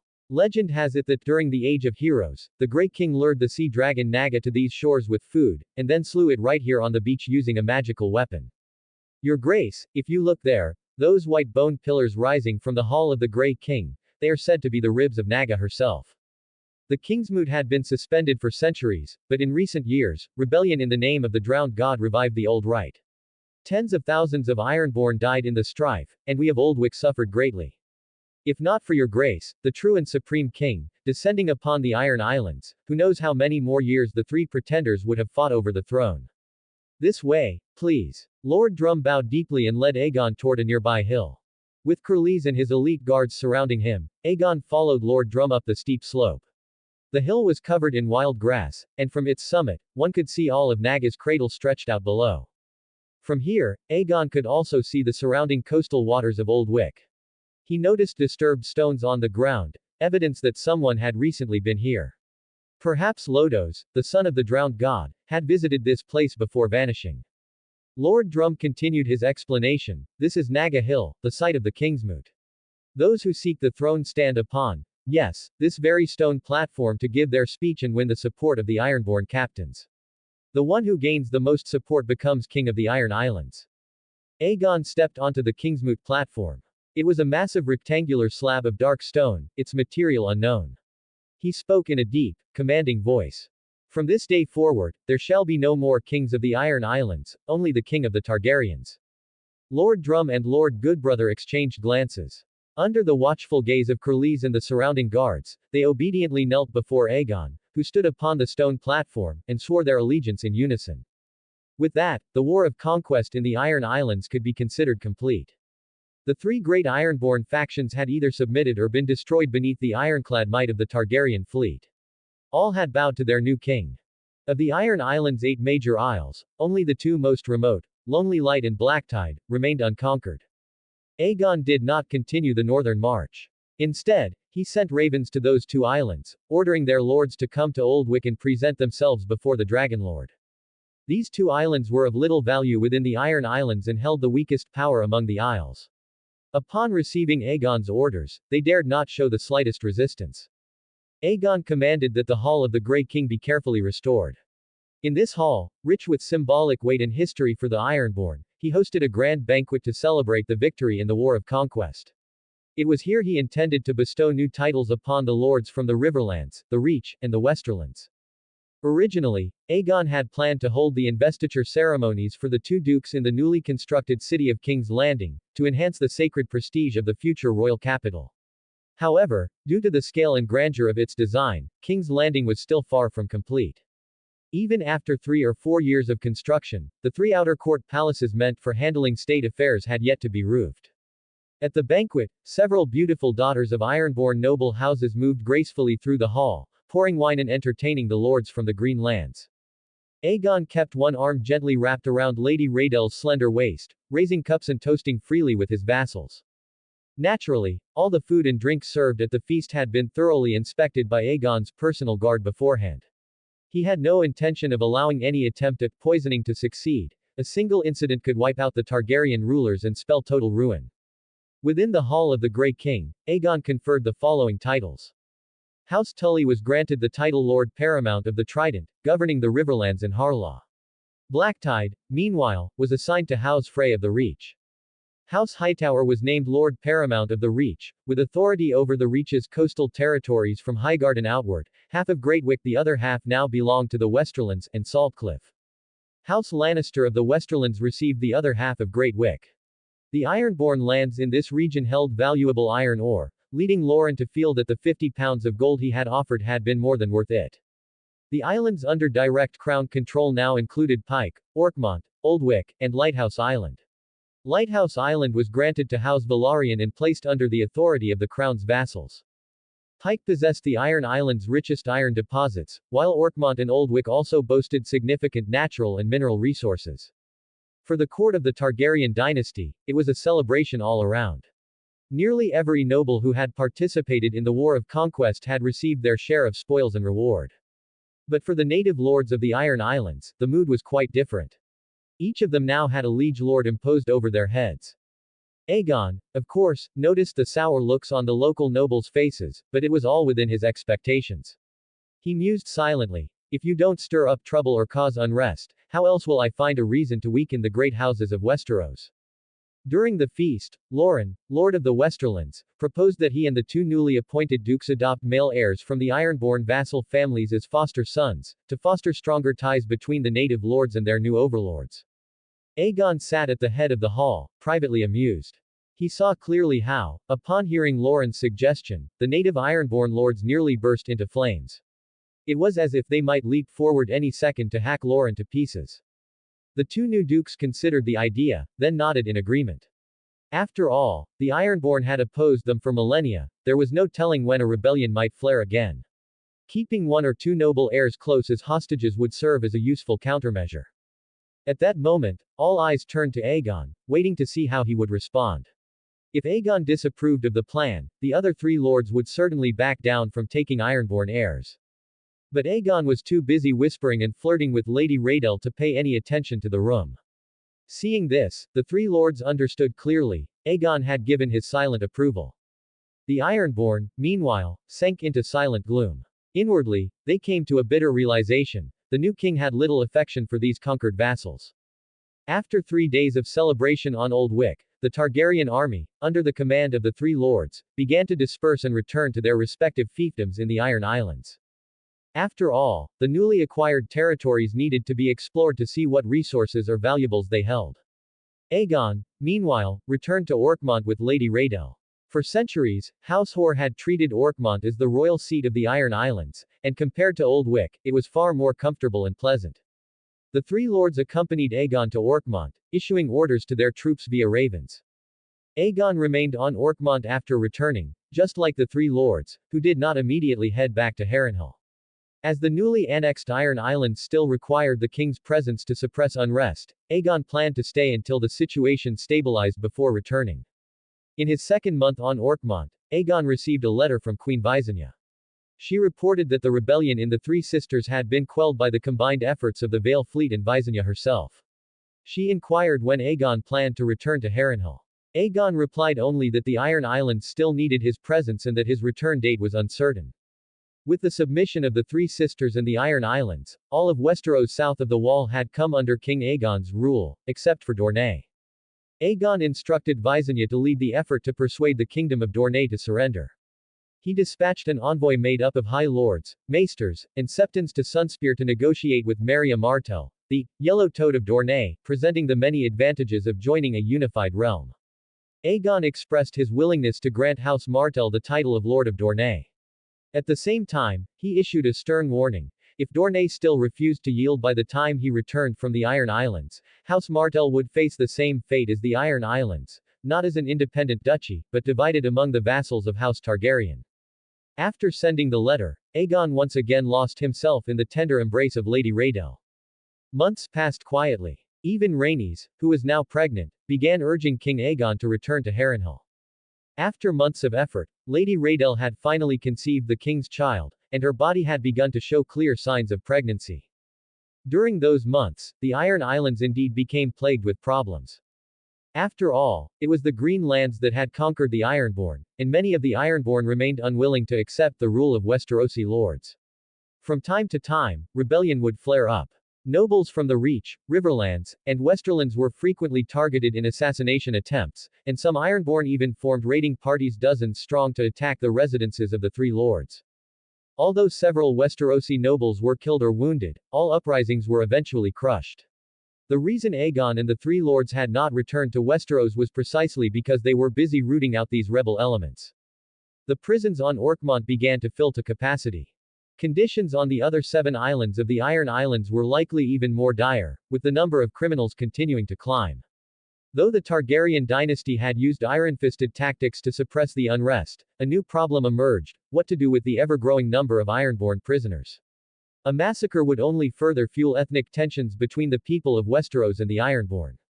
Rather than intervening directly, Aegon delegated the task of dealing with the prisoners to Corlys. During a gathering of the Three Lords and the Master of Ships, Corlys put forth an idea. Corlys said to the Lords, rehabilitation through labor. They're strong and unruly, aren't they? Send them back to Westeros to build the King's Road. His Grace Aegon now plans to construct a great road connecting the 7 kingdoms to promote trade and communication. The King's Road will soon begin construction. And in winter, who among the people of Westeros would volunteer to build roads? These criminals are the perfect labor force. Right now, we've got perfect candidates coming straight to us. It's the same in the north. Wildlings beyond the wall are being captured and brought back to build roads and shovel snow. Lord Loren clapped his hands in sudden realization after Corlys's suggestion. Exactly. All we need to do is assign different lengths of labor reform based on the severity of their crimes. I know a few slave overseers from Volantis. We won't have any trouble keeping these Ironborn in line. Lord Tully spoke up hesitantly. Is it really appropriate to use slave overseers? After all, they're just criminals. Lord Loren scoffed dismissively. They committed treason. In any lord's domain in Westeros, treason is punishable by death. We're giving them a chance to redeem themselves. They should be grateful. Lord Hightower nodded in agreement. That makes sense. And just like that, prisoners who were once seen as a burden suddenly became highly valued. The Three Lords began arguing over who would get more of them. During this time, another crisis hit the Iron Islands, a famine. In the past, during winter when harvests failed, the Ironborn would sail to the coasts of Westeros to raid and steal grain. But now that their lords had been incorporated into the Targaryen dynasty, such lawless acts were no longer tolerated. As a result, the Ironborn lost their main source of food, and they now faced the harsh prospect of starving through the winter. With a population of over 1 million, the famine forced hundreds of thousands into becoming refugees. As the crisis worsened, despair spread rapidly among the Ironborn. They gathered in growing numbers, voicing their anger and frustration over their dire circumstances, harboring deep resentment toward Targaryen rule. Tens of thousands of refugees surged toward Orkmont like a rising tide, begging King Aegon for help. They pleaded for food or asked that the ban on raiding be lifted so they could return to the coasts of Westeros to fend for themselves. Aegon didn't respond immediately, and more refugees gathered outside the palace on Orkmont, including many Ironborn nobles, falling to their knees and pleading desperately. If not for Balerion, the great dragon guarding the island, that starving mob might have already stormed the palace. A few days later, Corlys arrived at the square outside the palace with Aegon's decree. Corlys announced loudly, King Aegon is merciful. He has agreed to aid the Ironborn refugees. But this food will not be handed out for free. You must work for his grace to earn it. At first, the refugees stood in stunned silence, unable to believe what they'd heard. But after a moment, cheers erupted like thunder. King Aegon is our savior. He is truly a merciful ruler, cried an elderly man with trembling voice and silvered hair. In this moment between life and death, only King Aegon is willing to save us. He is the greatest king the Iron Islands have ever known. The crowd shouted in unison, their voices soaring into the skies. Aegon's policy of labor in exchange for relief was undoubtedly a bold and unprecedented move.